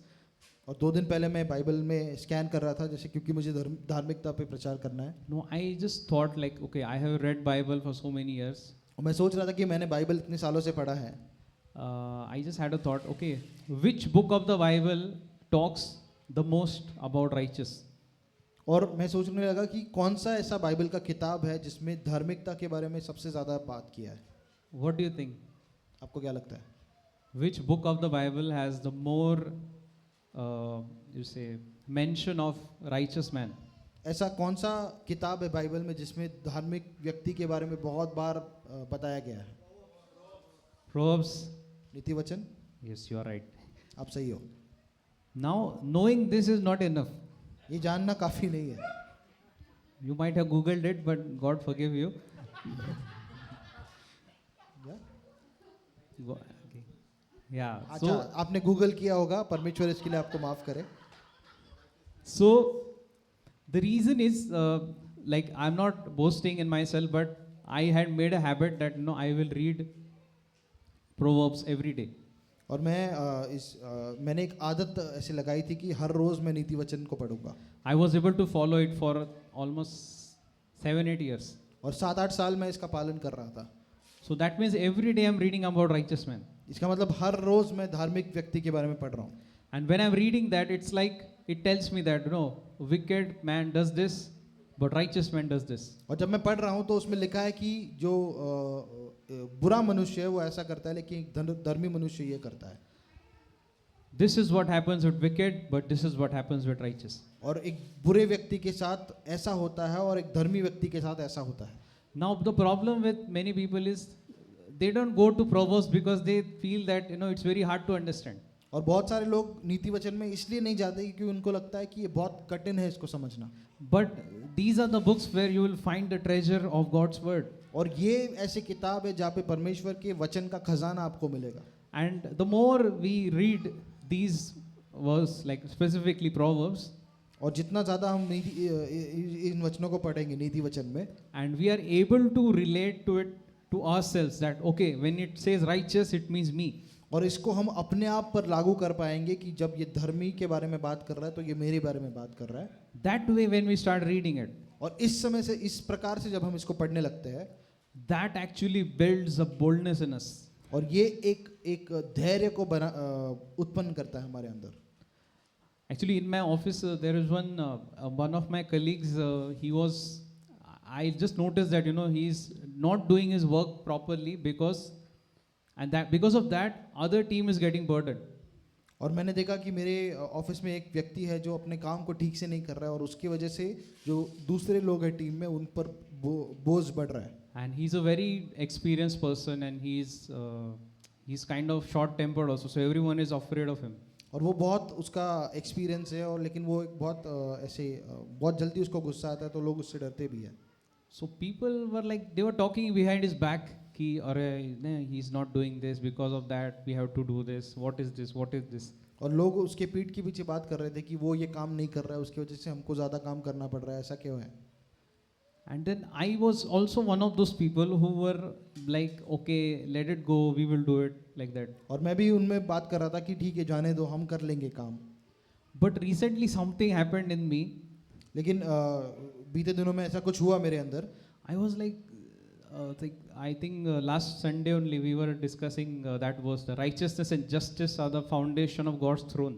कि पिछले हफ्ते हम बात कर रहे थे कि धार्मिकता और न्याय ये परमेश्वर के उसके सिंहासन का बुनियाद है। Yes, and then I understood, okay, he is being unjust with us. तो तब मुझे समझ में आया कि ये अन्याय कर रहा है हमारे साथ। Right, he is not doing his work and he is getting salary. और वो अपने काम को नहीं कर रहा है लेकिन उसको पगार मिल रहा है। We are doing his work and still we are getting same salary. और हम उसका काम भी कर रहे हैं लेकिन हमको उतना ही पगार मिल रहा है। This is not right. ये सही नहीं है। Then I just had a word with my manager. First time I had boldness to go and tell him that okay, this is what is happening and this is not right. और पहली बार मुझे धैर्य आया कि मैं जाके अपने manager से बात करूं कि ये ऐसा हो रहा है और ये सही नहीं है। And this same manager who told me, I think 3-4 months back that like we were talking about promotion and all, which path I'll be taking. So he told me that you should go on technical side only because you don't have what it is needed to become a leader. तो वो manager, हम promotion के बारे में बात कर रहे थे तो वो हमारा बात हो रहा था, वो मुझे बता रहा था कि तुम टेक्निकल साइड में जाओ क्योंकि एक लीडर बनने के लिए जो चीज़ें चाहिए वो तुम में नहीं है। This happened 3-4 months ago. और ये 2-3 महीने पहले हुआ। Now when I told him about this, लेकिन अब जब मैंने उसको ये चीज़ के बारे में बताया, and the way I told him, और जिस तरह से मैंने उसको बताया, he said, you should really go and leadership side. और उसने कहा कि अब तुमको सच में लीडरशिप जो है उस रास्ते पे जाना चाहिए। Now this, and when he said 3-4 months back when he had said this thing, I told Alisha that he was saying like this. और 3-4 महीने पहले जब उसने ऐसा बोला तो मैंने अलीशा को बताया कि ये बोला उसने। And she was like, no, he doesn't know you. You are a leader. You can do it. और अलीशा ने कहा कि वो तुमको नहीं जानता है, तुम लीडर हो, तुम कर सकते हो। Now because this revelation of righteousness is there, it was very easy for me to not take his opinion and stick it on myself. और क्योंकि एक धार्मिकता का जो प्रकाशन है वो मेरे पास था, तो मेरे लिए बहुत आसान था कि उसके शब्दों को लेकर उसको मैं अपनी पहचान नहीं बना लूं। He can say anything about me, वो मेरे बारे में कुछ भी बोल सकता है and he gets paid for it. क्योंकि उसको उसके पैसे मिलते हैं, He is doing his job. वो अपना काम कर रहा है। But it's on me now whether I am supposed to take his opinion and then form my identity according to that opinion. लेकिन अब मुझ पे निर्भर करता है कि क्या मुझको उसकी जो उसका जो मन है उसको लेकर अपनी पहचान उसके अनुसार बनाना है। But I was like, no, I am not what he says, I am what God says. लेकिन मैंने निश्चय किया कि मैं वो नहीं हूँ जो ये बोल रहा है, लेकिन मैं वो हूँ जो परमेश्वर कहता है। And today his words changed. लेकिन आज उसके शब्द बदल गए। Now he thinks that I am a very good leader. अब वो सोचता है कि मैं एक बहुत अच्छा लीडर हूँ। And then I told him like, what is the we discussed and we came up with a solution. Okay, you do this, this, this, this. और फिर हमने बात की और हमने उसका एक रास्ता खोजा कि ये चीज़ें तुमको करना है। And then I implemented those things. I took initiative. I started making some reports and I started sending. और फिर मैंने मैं आगे बढ़ा और मैंने कुछ रिपोर्ट्स बना के मैं आगे भेजने लगा। I forcefully put that person do that job which he hates the most. और मैंने जबरदस्ती उस इंसान को उस काम पे लगाया जिससे उसको बहुत नफरत है। चू तक नहीं किया उसने। And he never made a sound. He didn't say anything. उसने कुछ भी नहीं बोला। I said you have to do this. Your name is there. Go. तो मैंने कहा कि ये चीज़ें तुझे करना है और कर ले। And not only once, I put for that work twice. और वही काम मैंने उसको एक बार नहीं 2 बार दिया। In a week I gave him twice. एक हफ्ते में मैंने उसको 2 बार दिया। And he had to do it. और उसको करना पड़ा। I don't know from where the boldness came in me. और मुझे नहीं पता कि ये जो धाड़स है ये कहाँ से आया मेरे अंदर। But now I understand, what the word of God says, the righteous are bold as lion. लेकिन अब मैं समझता हूँ कि परमेश्वर का वचन क्या कहता है कि धर्मी जन सिंह के समान धाड़स वाले हैं। Like God justifies righteous in such a way that okay, he is my man. Who are you to stand against him? और परमेश्वर एक धर्मी जन को इस तरह से बताता है कि वो मेरा व्यक्ति है, तुम कौन हो उसके खिलाफ खड़े होने वाले। When this world projects righteous men, good people as very weak people. ये दो संसार है, ये धर्मी लोगों को एक बहुत कमजोर ऐसा बनाकर दिखाता है। But God says, righteous are bold as lion. लेकिन प्रभु कहता है कि धर्मी जन सिंह के समान धैर्यवान है। That means they are not afraid of anyone but God. इसका मतलब वो किसी से नहीं डरते, सिर्फ परमेश्वर से डरते हैं। And when they walk in such a way that their feet do not slide. और जब वो चलते हैं तो वो इस तरह से चलते हैं कि उनके कदम फिसलते नहीं है। And their walk looks like as if they are very wise and they are very brilliant people. They have done a lot of research and they are doing everything with that research. But the truth is, God is keeping their steps. और उनको देखकर ऐसा लगता है कि ये बहुत होशियार लोग हैं और बहुत रिसर्च के साथ ये चीज़ें कर रहे हैं, लेकिन परमेश्वर उनके कदमों को सही जगह पर रख रहा है। And Abraham was like that.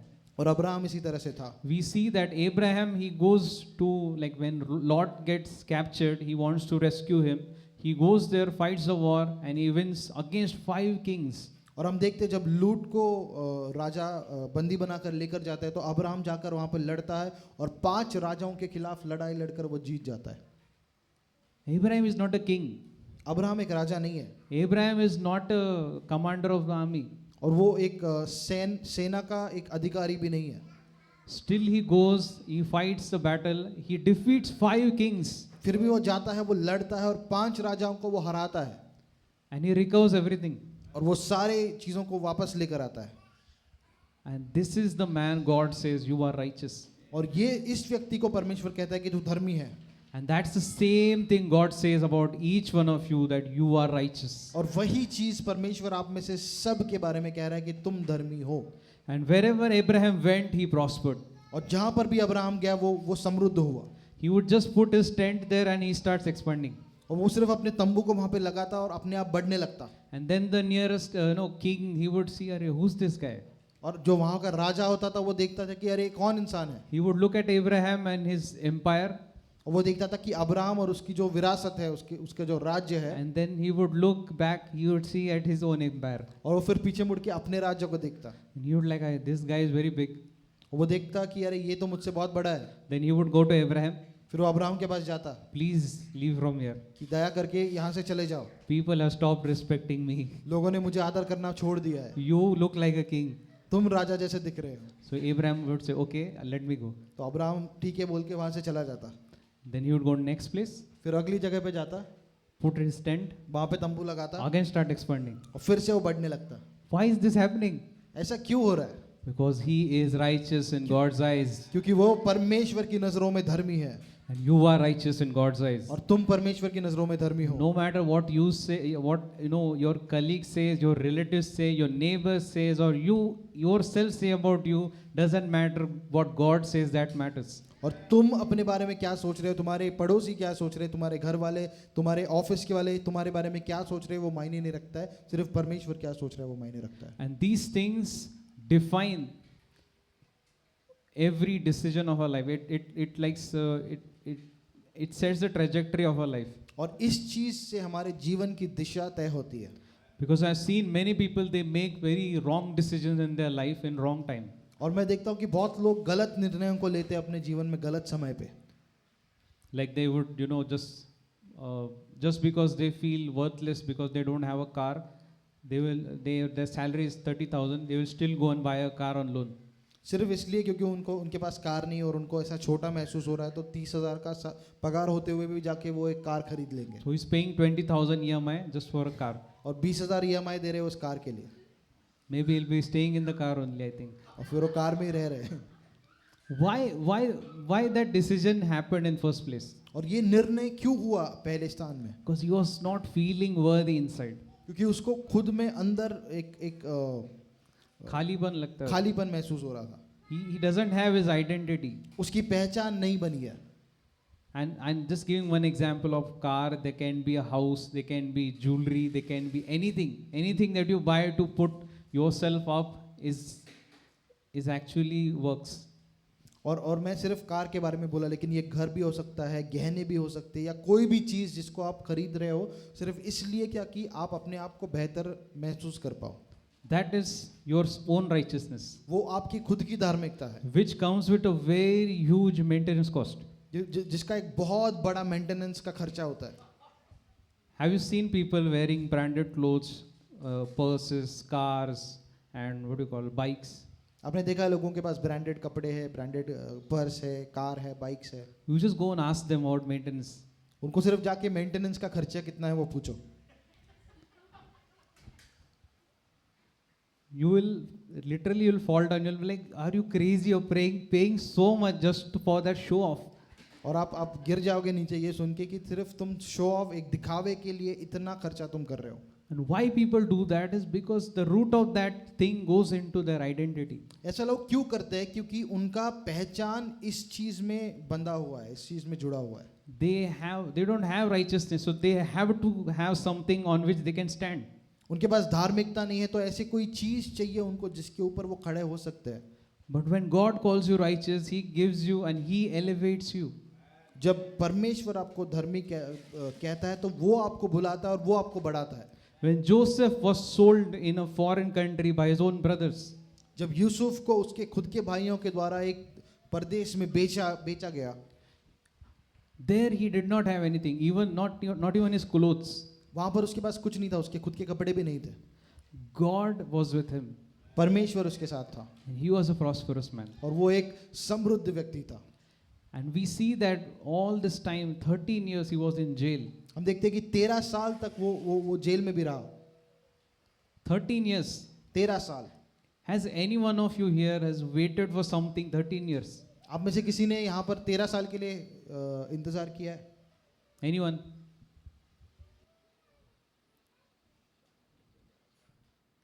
He waited for his marriage 11 years. Still couldn't beat Joseph's record. 13 years he waited. 13 साल वो रोका रहा, holding on to God. परमेश्वर को थामे हुए, Still believing that what I did was right. और फिर भी विश्वास करते हुए कि जो मैंने किया वो सही था। Because my God is watching, I cannot sin against him. क्योंकि मेरा परमेश्वर मुझे देख रहा है और उसके खिलाफ मैं पाप नहीं कर सकता हूँ। 13 years he waited. 13 साल वो रुके रहा, And God rewarded him और परमेश्वर ने उसको प्रतिफल दिया, beyond his imagination. उसकी कल्पना से भी बढ़कर। He wouldn't have thought I would become prime minister of a country where I am not even a citizen. उसने ऐसा कभी नहीं सोचा होगा कि मैं उस राष्ट्र का प्रधानमंत्री बन जाऊं जिसका मैं नागरिक भी नहीं हूं। He was not citizen of Egypt. वो मिस्र देश का नागरिक नहीं था, But God put him there and he made him his prime minister of Egypt. लेकिन परमेश्वर ने वहां पर उसको डाला और वहां का प्रधानमंत्री उसको बनाया। That is what happens with a righteous man. यही होता है एक धर्मी व्यक्ति के साथ।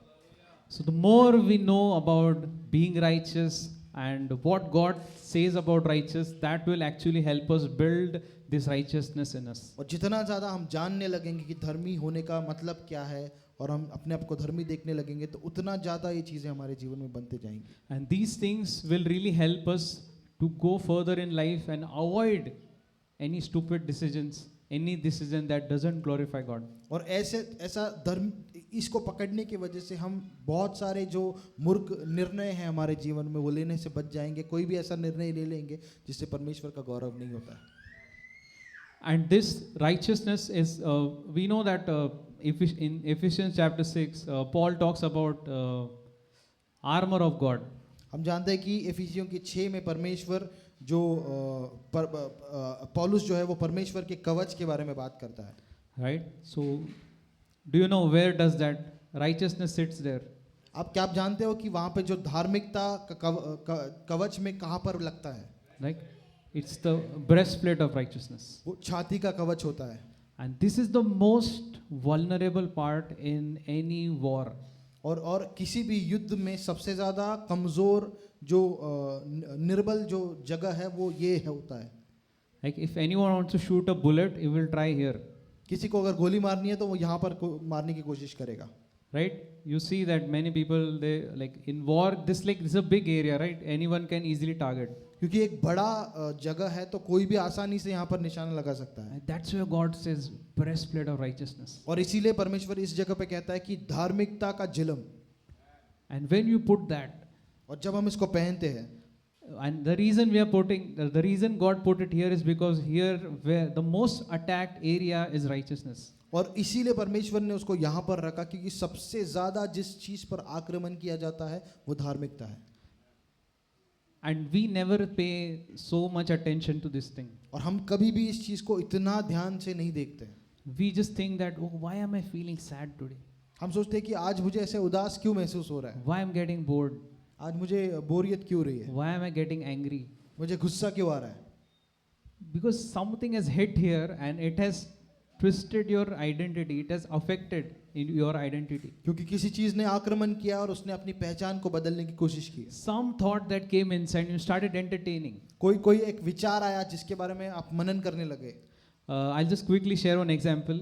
एक उदाहरण मैं बताऊंगा जल्दी This से। recently happened. As you know that we shifted a house to another place. आप जानते हो कि हमने एक नए जगह पे हम अपने घर को शिफ्ट किया। So when we were shifting, there was lot of garbage that got collected and we had to throw it. और जब हम शिफ्ट हो रहे थे तो बहुत सारा कचरा जमा हो गया था जिसको हमको फेंकना था। That is at previous society where we were staying. जो पहले वाले घर को हम छोड़ रहे थे उसमें।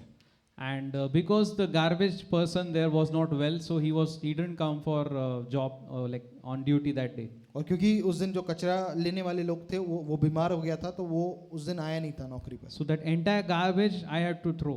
वो पूरा कचरा उठा के मुझे फेंकना पड़ा। And I was like, okay, I'll do it. So I just sat down. I was collecting the garbage. तो मैं बैठ के उस कचरे को जमा कर रहा था। And I noticed that some people are going on the stairs and they were just looking at me and they were going. और मैं देखा कि कुछ लोग सीढ़ियों से जा रहे हैं और मुझे देखकर वो जाने लगे। And when they were going up, I was like, why they're looking at me like this? और जब वो जा रहे थे तो मैं सोचने लगा कि मेरे पास ऐसी नजरों से क्यों देख रहे हो। And suddenly one thought came in my mind. और अचानक से एक विचार आया मेरे मन में। I couldn't believe that Satan can still try this. कि और मुझे यकीन नहीं हो कि शैतान अभी भी इस चीज की कोशिश कर रहा है। My dad, he used to do this job of collecting garbage. और क्योंकि मेरे पिता भी ये काम करते थे इसको जमा करने का। And then Satan, enemy speaks to me. See, you're doing the same work which your dad did. और शैतान ने मुझसे उस समय बात किया कि देखो तुम भी वही काम कर रहे हो जो तुम्हारे पिता ने किया था। You are just like your dad. तुम अपने पिता के जैसे ही हो। I was like, how can you try that today? और मैं ये सोचने लगा कि तू आज इस चीज की कोशिश भी कैसे कर सकता है. And the reason I could respond is because I know who's my real dad. और मैं उस तरह से क्यों प्रतिक्रिया कर पाया, क्योंकि मैं जानता हूँ कि मेरा सच्चा पिता कौन है. And it was so real that while I'm collecting this, I actually saw my dad, getting garbage and is doing his job. Like that image came in my mind. और ये इतना असली था कि वो जो चित्र मुझे दिखा रहा था वो इतना असली था कि मैं अब देखने लगा कि मेरे पिता उस कचरे को जमा कर रहे हैं ऐसा करके. But more than that image, this image was so real that my heavenly Father is there and He provides me for everything, and He is the one putting me into a better house, and He has started blessing me beyond my imagination. और उस चित्र से ज़्यादा ये अंदर जो चित्र बना है कि मेरा स्वर्गीय पिता वो मेरा परमेश्वर है और उसने मुझे आशीषित किया और मैं मेरी कल्पना से भी बढ़कर उसने आशीष किया और बेहतर घर में वो मुझे लेके जा रहा है. So what is the conclusion here is, you are not supposed to entertain every thought that we get in our mind. तो इसका मतलब क्या है कि हर जो विचार आपके मन में आ रहा है उसको आपको लेकर नहीं बैठना है. That thought we have to defeat by the revelation that we have in Christ. उस जो भी विचार आ रहा है उसको हमको नाश करना है मसीह में जो हमारी पहचान है उन विचारों से. Right? The Apostle Paul says that the weapon of our warfare are not carnal. They are mighty in God to pull down strongholds. पौलुस कहता है कि हमारे जो लड़ाई के जो हथियार है वो नैसर्गिक नहीं है, शारीरिक नहीं है, लेकिन वो आत्मिक है कि बड़े बड़े गढ़ों को वो ढहाने के लिए काम आता So है. any thought, any imagination, anything that rises against the word of God, you have to shut it down, you have to destroy it. तो कोई भी विचार, कोई भी बातें, कोई भी कल्पना यदि परमेश्वर के वचन के खिलाफ उठ रही है तो आपको उसको नाश करना है. No matter how true that is. वो कितना भी सच लगे उससे फर्क नहीं पड़ता है. Now my dad was a garbage collector, that is truth. अब ये सच है कि मेरे पिता ये काम करते थे. I am collecting garbage that day, that is also truth. और उस दिन मैं उस कचरे को जमा कर रहा था, ये भी सच है. So in a way devil was right. तो एक तरह से अगर देखें तो शैतान सही बोल रहा था. But what my God says, that is the truth. लेकिन जो मेरा परमेश्वर कह रहा है वो सच्चाई है. And He says that you are my son, regardless of what you do, you are the righteousness of God in Christ. और वो कहता है कि तू मेरा बेटा है, तू क्या करता है उससे फर्क नहीं पड़ता है, तू मेरी धार्मिकता है मसीह यीशु में. And that is what God says about each one of us, that you are the righteousness of God. No matter what you do, you are my beloved. और यही चीज परमेश्वर हम में से हर एक के बारे में कह रहा है कि तुम मेरी धार्मिकता हो, तुम क्या भी कर रहे हो उससे फर्क नहीं पड़ रहा है, तुम मेरी धार्मिकता हो, तुम मेरे प्रिय हो. So let's come, I'll end with that part where I promised in the beginning. Like many people say that I am righteous, I can go and do whatever I want. और अब हम उस भाग पे आएंगे जहाँ पे मैंने शुरुआत में कहा था कि लोग कहते हैं कि मैं क्योंकि धर्मी हो गया हूँ तो मैं कुछ भी कर सकता हूँ जो मुझे चाहिए. So let's go to Galatians chapter 6. गलातियों के 6 में हम जाएंगे. Verse 7. उसका वचन 7वां वचन. Okay, it says, do not be deceived, God is not mocked. ये वचन कहता है कि तुम धोखे में मत रहो, परमेश्वर की निंदा नहीं की जा सकती. Right? It says, do not be deceived, God is not mocked. For whatever a man sows, these he will also reap.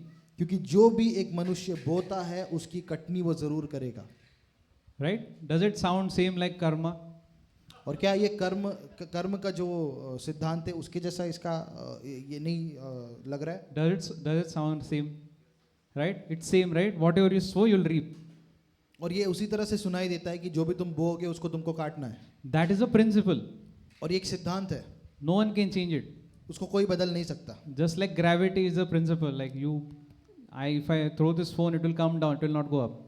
जैसे गुरुत्वाकर्षण एक सिद्धांत है, अगर मैं फोन को फेंकूंगा तो वो नीचे जाएगा, ऊपर नहीं आएगा. In the same way, this is also principle. उसी तरह से ये भी एक सिद्धांत है. It says, do not be deceived, God is not mocked. For whatever a man sows, he will also reap. तो ये वचन कहता है कि तुम धोखे में मत रहो कि परमेश्वर की तुम निंदा कर पाओ, कि जो भी एक मनुष्य बोएगा वो उसको जरूर काटेगा. Now many believers also believe this, and they only believe in this part. और बहुत सारे विश्वासी सिर्फ इस भाग में विश्वास करते हैं. But God clarifies it further in next verse. लेकिन परमेश्वर आगे उसको और साफ तरीके से बताता है Now अगले he वचन में। says, "For the one who sows to his own flesh will from the flesh reap corruption." तो आगे वचन कहता है कि जो अपने शरीर के लिए बोता है तो उस शरीर में से वो करप्शन को वापस लेगा। Now you are righteous, you are accepted by God. Okay, no one, God is not going to judge you. You will go to heaven. अब तुम धर्मी हो, तुम्हारा न्याय नहीं होगा, तुम स्वर्ग में जाने वाले हो। But if I take that identity and if I go and start sinning, लेकिन अगर इस पहचान को लेकर मैं जाके पाप करने लगूं, if I go and I start drinking, I start having wrong things in the world. मैं जाके पीने लगूं, मैं दुनिया की सारी गलत चीजें करने लगूं, So what will happen? तो क्या होगा? So when I'm doing this, where am I sowing? तो जब मैं ऐसा कर रहा हूँ, जब मैं बुरी चीजें कर रहा हूँ, तो मैं कहाँ पर बो रहा हूँ? I'm sowing in my flesh, मैं अपने शरीर में बो रहा हूँ। right? And this verse says, when you sow in your flesh, you will from the flesh you will reap corruption. और ये वचन कहता है कि जब तुम शरीर में बोओगे तो शरीर से तुम विनाश को काटोगे। Right? If you are doing wrong things, if you're sinning, you will experience hell in your flesh right now. और अगर तुम पाप कर रहे हो, गलत कर रहे हो, तो अपने शरीर में तुमको नरक का एहसास होगा इस धरती पर। You will not go there, but you will experience it here. तुम वहां पर जाओगे नहीं, लेकिन यहीं पे उसका एहसास लोगे। Like whatever comes with that sin, whatever penalty is there of that sin, that will happen in your body. और उस पाप के साथ जो भी बुराई जुड़ी है वो तुम्हारे शरीर में देखोगे। But the next part says that, but the one who sows in the spirit, अगला वचन कहता है कि जो लेकिन आत्मा में बोता है, it says, he will from the spirit reap eternal life. लेकिन वो आत्मा से अनंत जीवन की कटनी करेगा। So when I become righteous तो जब मैं धर्मी हो गया and I start spending more time with the Lord, और मैं ज्यादा समय परमेश्वर के साथ and बिताने I am लगूं, meditating on His word, और मैं उसके वचन पे मनन कर रहा I हूं, talk to Him more. मैं उससे ज्यादा बात करता हूं, I am protecting my ears from getting garbage inside. और मैं अपने कानों को बचा रहा हूं कि कचरा मेरे कानों में नहीं आए, I am protecting my eyes from getting garbage inside. और मैं अपनी आंखों को बचा रहा हूं कि मेरे आंखों में कचरा नहीं आए, And I am living a life that pleases God. और मैं ऐसा जीवन जी रहा हूं जिससे परमेश्वर प्रसन्न होता है, I am continuously sowing in spirit. और मैं निरंतर मैं आत्मा में बोने लग रहा हूं। And what is the result? और इसका प्रतिफल क्या है? It says, I will reap eternal life. और मैं इसके प्रतिफल में मैं अनंत जीवन को काट रहा हूं। What is eternal life? अनंत जीवन क्या है? Knowing God and Jesus Christ. पिता को जानना और यीशु मसीह को जानना। So when I start sowing in the spirit, तो जब मैं आत्मा में बोने लगता हूं, as a reward, I get to have deeper intimacy with the Lord. और एक प्रतिफल के तौर पे और गहरा रिश्ता मेरा परमेश्वर के साथ बनने लगता My life becomes better. है, मेरा जीवन बेहतर होने लगता I है, don't have to struggle with anxiety. और मुझे जो एंजाइटी है उससे भिड़ना नहीं पड़ता, I don't have to deal with sickness. बीमारी के साथ मुझे उलझना नहीं पड़ता। I don't have, there's a promise actually, it says, righteous man, he shall not be visited by evil. और एक प्रतिज्ञा है कि जो धर्मी जन है वो बुराई उसको दर्शन भी नहीं देगी। Yes, correct. बुराई उसका दर्शन भी नहीं देगी, आएगा भी नहीं उसके पास. Amen. That's a promise. ये प्रतिज्ञा है। Then if we are still visited by evil, that means we are not sowing in right place. और फिर भी अगर बुराई हमको दर्शन दे रही है तो इसका मतलब हम सही जगह में बो नहीं रहे हैं। This identity of righteousness and being righteous is very important.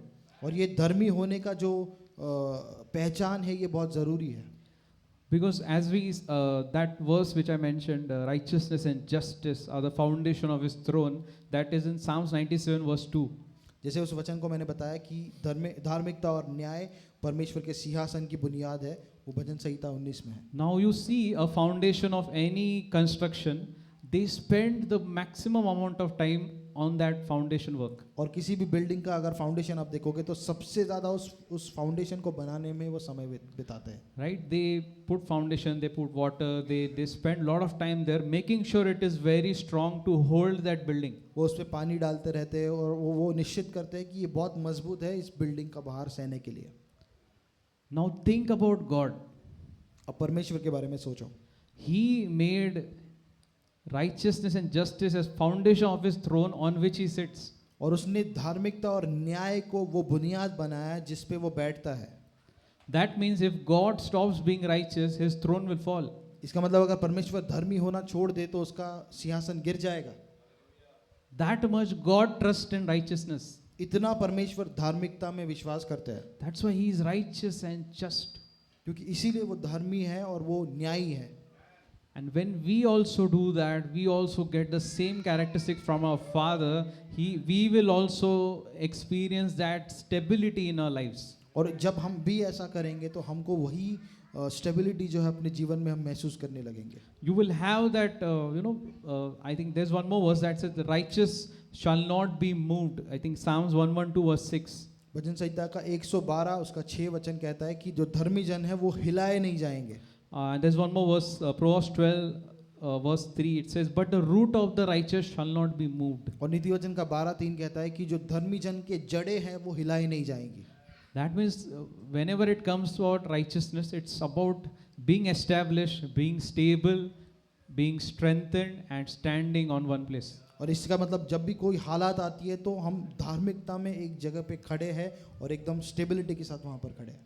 Even I think uncle's favorite chapter, Psalms chapter 1, और पास्टर जी का जो फेवरेट चैप्टर है भजन संहिता 1, the righteous person is like a tree. कि धर्मी जन एक पेड़ के समान है, He's standing there. कि वो खड़ा है वहाँ पर. Seasons are changing. वो ऋतु बदल रहे हैं. The river is sometimes flowing, sometimes not. वो नदी कभी बह रही है कभी नहीं बह रही है, But that tree is still there. लेकिन वो पेड़ वहीं पर है. That tree is still green. वो पेड़ फिर भी हरा है. That tree is still fruitful. वो पेड़ फिर भी फल दे रहा है. That is what we are. वही हम है When we are established in righteousness. कि हम लोग धार्मिकता में स्थापित किए गए हैं. Our bones should know that, even our bones should know that, I am a righteous man. हमारी हड्डियों को भी पता चलना चाहिए कि हम एक धर्मी जन हैं. That should be so rooted in our subconscious mind that, like Manoj brother was saying last week, that if someone calls, hey righteous, you should not look behind. और वो इतना हमारी पहचान बननी चाहिए कि अगर कोई कहता है ये धर्मी तो हमको पीछे मुड़ के ढूंढना नहीं चाहिए. You should say, yes, I am. आपको कहना है कि हाँ मैं ही हूँ. That is how we should be confident that, I am the righteousness of God in Christ Jesus. इतना धाड़स हमें होना चाहिए कि मैं परमेश्वर की धार्मिकता हूँ यीशु मसीह में. And nothing that happens to me changes my righteousness. और मेरे जीवन में जो भी होता है वो ये बदलता नहीं है इस धार्मिकता को. That means my God's treatment with me never changes. कि परमेश्वर का जो बर्ताव है मेरे प्रति वो कभी नहीं बदलता.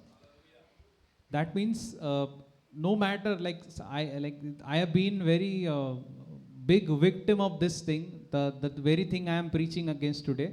और जिस चीज के खिलाफ मैं आज प्रचार कर रहा हूँ इसका बहुत बड़ा एक घायल, इस चीज से मैं बहुत ज़्यादा घायल भी हुआ हूँ. That there were time that if I missed reading Bible, I missed meditating on word, I would feel that I have lost everything. Now I have to go back and start from kindergarten. और ऐसा होता था कि अगर मैंने Bible कभी पढ़ना भूल गया या छूट गया तो मुझे ऐसा लगता था कि अब मेरा सब कुछ एकदम चला गया, बर्बाद हो गया और मुझे जाके फिर से LKG से फिर से पढ़ के बढ़ना होगा.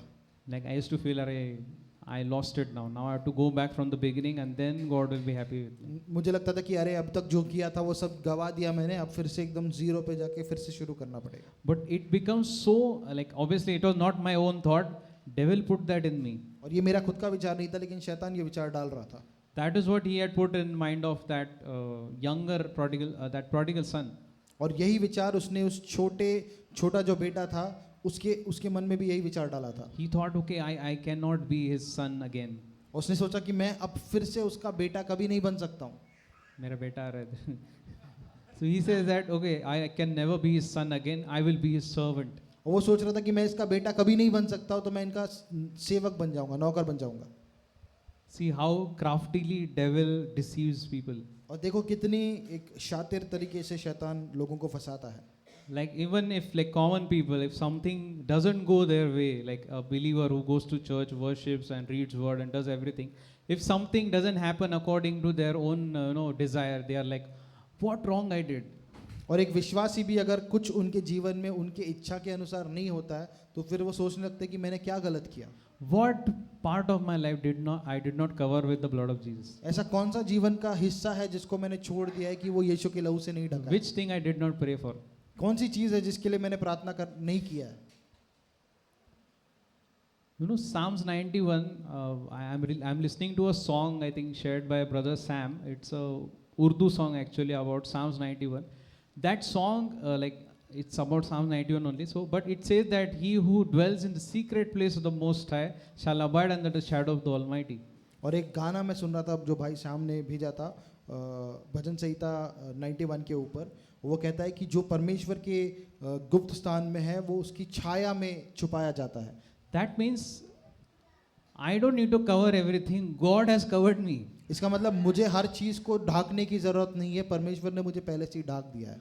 He covers me with his feathers. वो अपने पंखों से मुझे ढांक रहा है. He protects me. वो मुझे बचाता है. What can I do for myself? मैं खुद के लिए क्या कर सकता हूँ? My hands are not so big. मेरे हाथ इतने बड़े नहीं है. I admit, God, I'm very small. मैं मानता हूँ कि परमेश्वर मैं बहुत छोटा हूँ. You are so big, Lord. तू इतना बड़ा है पिता. I dwell in your shadows. मैं तेरे परछाई में रहता हूँ. You see that this lamp is there. You see the shadow. It's so tiny. आप देखते हो कि लैंप है लेकिन इसका जो परछाई है वो बहुत छोटा है. But think, if God's shadow is so big, how big God will be? आप सोचो अगर परमेश्वर का परछाई इतना बड़ा है तो वो कितना बड़ा होगा. And I dwell in that shadow. और मैं उस छाये में हूँ. He has protected me.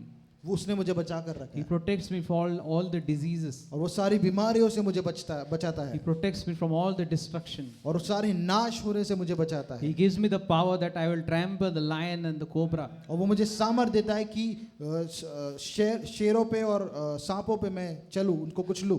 1,000 may fall by my side, 10,000 at right hand, but it will not come near me. 1000 मेरी एक और गिरेंगी, 10,000 मेरी दूसरी और, लेकिन वो मेरे निकट नहीं आएंगे. Why? क्यों? Because I have made him my dwelling place. क्योंकि मैंने परमेश्वर को अपने रहने का स्थान बना Because I दिया. have known his name. क्योंकि मैं उसके नाम को जानता हूँ. And that's why Lord says, I will save him, I will deliver him, and I will show him, I will bless him with long and satisfying life. और इसीलिए प्रभु कहता है कि मैं उसको दिखाऊंगा, मैं उसको बचाऊंगा और एक दीर्घ आयु से, और मैं उसको तृप्त करूंगा. And I will show him my salvation. और मैं अपने उद्धार को उसको दिखाऊंगा. This is a big promise. एक बहुत बड़ा वादा है ये. You know, being righteous means most of the times it is about doing nothing. धर्मी होना इसका मतलब बहुत सारे समय में ये कुछ नहीं करना होता है. Because the moment you start doing some work, it collapses, it goes against your righteousness. क्योंकि जिस समय आप उस धार्मिकता को कमाने के लिए कुछ करने लगते हैं, वो आपकी धार्मिकता के खिलाफ जाता है. Because that's entire Psalms 91 is all about dwelling in that place. क्योंकि पूरा भजन संहिता जो 91 है वो सिर्फ रहने के बारे में कह रहा है कि उस गुप्त स्थान में रहना है. It doesn't say that the righteous person is doing something, some sacrifice, some reading, some fasting. He's not doing anything. ऐसा नहीं कहा है कि वो धर्मी जन कुछ कर रहा है, उपवास कर रहा है, फास्टिंग कर रहा है, कुछ कर रहा है. He's just dwelling there. वो सिर्फ रह रहा है उस स्थान में. And God is doing everything. और परमेश्वर सब कर रहा है. God has given his angels charge over him. परमेश्वर ने उसके स्वर्गदूतों को आपकी सुरक्षा में दिया है. He is doing everything. वो सब कर रहा है. I just have to be conscious where I am dwelling. मुझे सिर्फ इस बात के लिए चौकन्ना रहना है कि मैं कहाँ पर हूँ. I am dwelling under his feathers. मैं उसके पंखों के तले हूँ. And when I am dwelling there, और जब मैं वहाँ पर रह रहा हूँ, there I will make sure that I set my heart on him. और वहाँ पर मैं निश्चित करूँगा कि मैं अपने दिल को उस पे लगाऊं. And to do that, that's where I will do fasting. That's where I will pray. That's where I'll meditate. और उसके ऊपर मेरे मन को लगाने के लिए मैं उपवास करूँगा, प्रार्थना करूँगा. Yesterday I did a very different fast. कल मैंने एक बहुत अलग तरह का उपवास किया. I did not use this for entire day. और मैंने फ़ोन को पूरे दिन इस्तेमाल नहीं किया. I just shut it, like I put notification off of WhatsApp, whatever apps that I use more, I just turned notification off for entire day. और जो भी चीज़ें मैं ऐप्स यूज़ कर रहा था उनके सारे के नोटिफिकेशन मैंने बंद कर दिए पूरे दिन के लिए. And the reason behind that is because God said, "You shall keep the Sabbath holy." और इसके पीछे का कारण यह है कि परमेश्वर ने कहा कि सब्बात का जो दिन है उसको तुमको पवित्र रखना है. Now, many people debate that where is Sabbath? Every day is Sabbath. We have entered into Sabbath. I don't want to go there. और लोग कहते हैं कि हर सब्बात है, हमने सब्बात में प्रवेश कर लिया, लेकिन मुझे वहाँ पे नहीं जाना है. If that is what we believe, then you decide your Sabbath. अगर यही आप विश्वास करते हो कि हर दिन सब्बात है, तो आप निश्चित करो किस दिन आप सब्बात करो. Which day you want to set apart for the Lord? किस दिन को आपको परमेश्वर के अलग से निकाल के रखना है. Which day you will decide that I will not let the garbage of this world go inside me? किस दिन आप निश्चय करोगे कि इस दुनिया का जो कचरा है वो मेरे मन में नहीं जाएगा. Which day I will keep myself only for the Lord? कि इस दिन मैं सिर्फ अपने आप को परमेश्वर के लिए रखूंगा। And one day I will be just listening to Him, just worshiping Him, just thinking about Him, and I will not be doing anything that is for this life. और मैं इस पूरे दिन में मैं सिर्फ उसकी बातें सुनता रहूंगा, उसकी आराधना करता रहूंगा, और मैं इस जीवन के और कोई चीज़ को नहीं करूंगा। And yesterday I was not eating also, like I was keeping fast for like I was not eating also, and I stopped using phone also. और मैं खा भी नहीं रहा था कल, और मैंने फ़ोन भी इस्तेमाल नहीं किया। But there was lot of work in my house yesterday. That's why I had to eat in the afternoon. और बहुत सारा काम था मेरे घर में, इसलिए मुझे दोपहर को खाना पड़ा। But my entire day was so relaxed, so productive, so full of joy, so full of peace. I haven't had this kind of day in very long time.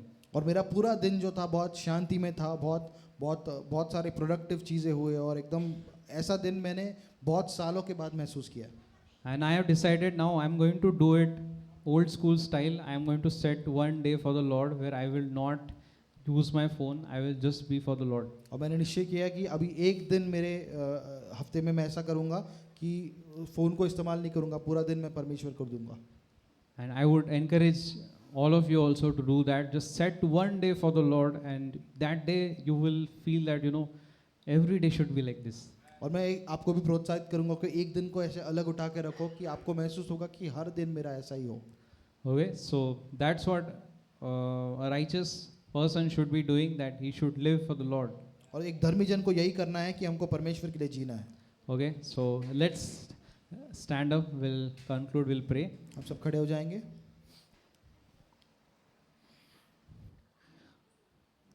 Thank you, Lord Abba Father. We thank you for this beautiful word, Lord. पिता, इस खूबसूरत से वचन के लिए हम धन्यवाद देते हैं। We thank you for your beautiful people here. तेरे खूबसूरत लोगों के लिए धन्यवाद देते हो जहाँ पर है। Lord, your word says, though blessed are those who thirst, hunger and thirst for righteousness, for they shall be filled. तेरा वचन कहता है कि वो लोग धन्य हैं जो धार्मिकता के लिए भूखे और प्यासे हैं, क्योंकि वो भरे जाएंगे। And we are the people who hunger and thirst for your righteousness, और Lord. हम वो लोग हैं जो तेरे धार्मिकता के लिए भूखे और प्यासे हैं We पिता। want to walk in this righteousness, हम Lord. चलना चाहते हैं इस धार्मिकता में। We want to know how you bless the righteous, Lord. हम जानना चाहते हैं तू किस प्रकार से एक धर्मी को आशीषित करता है। We want to be the testimonies of your goodness, Lord. हम तेरी भलाई की गवाही बनना चाहते हैं। We give you all glory, Abba Father. हम तुझे सारा महिमा और गौरव देते हैं। As we are entering into this new week, Lord, ऐसे एक नए हफ्ते में हम प्रवेश कर रहे हैं। we pray, Lord, Holy Spirit, that you convict us more of our righteousness. तू हम प्रार्थना करते हैं पवित्र आत्मा की हमारी धार्मिकता के बारे में हमको तू ज़्यादा याद दिलाए। Let us walk more in your consciousness, Lord. कि हम और तेरी याद में चलने लगे, Let us live only for you, Lord. कि हम सिर्फ तेरे लिए जिए, And let our hearts be filled with your love, Lord. और हमारे दिल तेरे प्रेम से भरे रहे पिता। Thank you, Lord, Abba Father. धन्यवाद पिता। I bless, Lord, every person standing here. I bless them in the name of Jesus. और मैं हर एक व्यक्ति जो यहाँ पर खड़ा है उसको यीशु के नाम से आशीषित करता हूँ। They shall not lack any good thing in their life, Lord. और तू कोई भी अच्छी चीज की कमी उसके जीवन में होने नहीं Because देगा, that is the portion of the righteous person. क्योंकि ये धर्मी जन का एक हिस्सा है। No weapon formed against them shall prosper. कोई भी हथियार जो उनके विरुद्ध बनाया गया है वो समृद्ध नहीं होगा, But every tongue that raises against them in judgment they shall condemn. लेकिन हर एक जबान जो उनके खिलाफ न्याय में उठती है उसको ये लोग दोषी देंगे। Because they are righteous. This is the heritage of the servant of the Lord. Because their righteousness is from the Lord. और ये एक परमेश्वर के सेवक का हिस्सा है क्योंकि उनकी धार्मिकता तुझसे है पिता। Thank you, Lord, Abba Father. धन्यवाद पिता। And I believe, Lord, that their identity, their righteousness, they are being established into their righteousness, Lord. मैं मानता हूँ कि उनकी धार्मिकता तुझ में स्थापित हो रही है। Thank you, Abba Father. धन्यवाद पिता। I bless each and every person, Lord. मैं हर एक को आशीषित करता हूँ। Thank you, Abba Father. धन्यवाद पिता। In Jesus' name, we all agree and pray. यीशु के नाम से हम सब मांगते हैं। Amen. आमीन। Amen. Amen. Yes, I would like to call Pastor.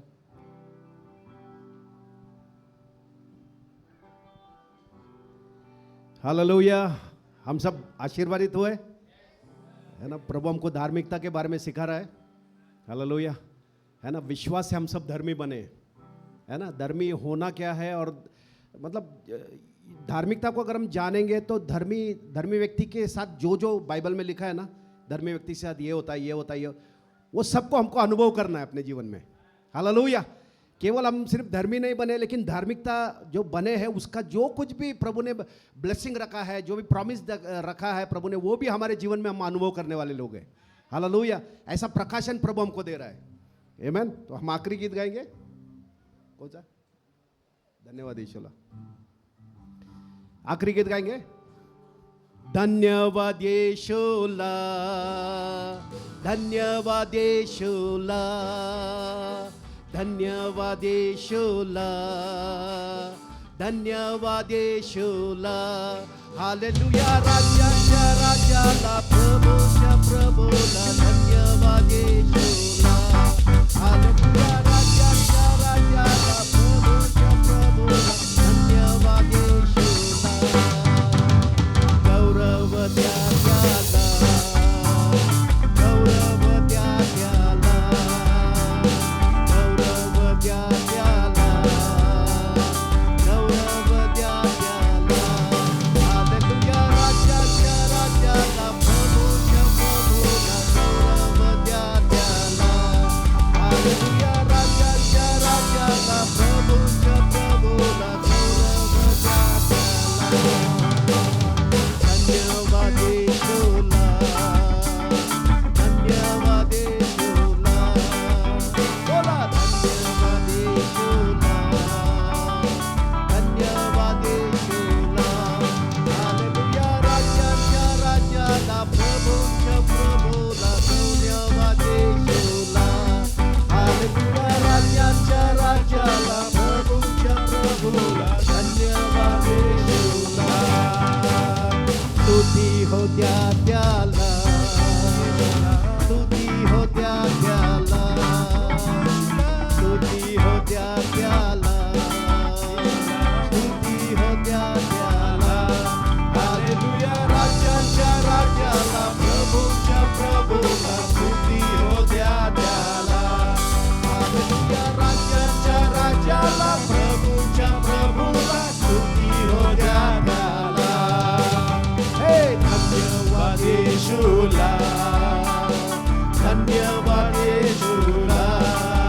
बोला धन्यवाद यीशुला, धन्यवाद यीशुला।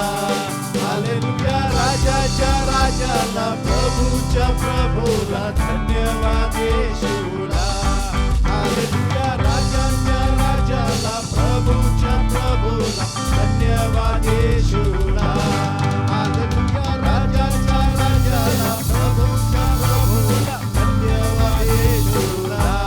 हालेलुया। राजाच्या राजाला, प्रभूच्या प्रभूला धन्यवाद यीशुला। हालेलुया। बोलो यीशु मसीह की, यीशु के लहू की। पिता परमेश्वर का प्रेम, प्रभु यीशु मसीह का अनुग्रह और पवित्र आत्मा का सहभागिता हम सब के साथ हमेशा रहेगा और पूरी कलीसिया से कहेगी आमीन। एक दूसरे से मिलेंगे, सहभागिता करेंगे। अगले हफ्ते हम फिर मिलेंगे। एक गवाही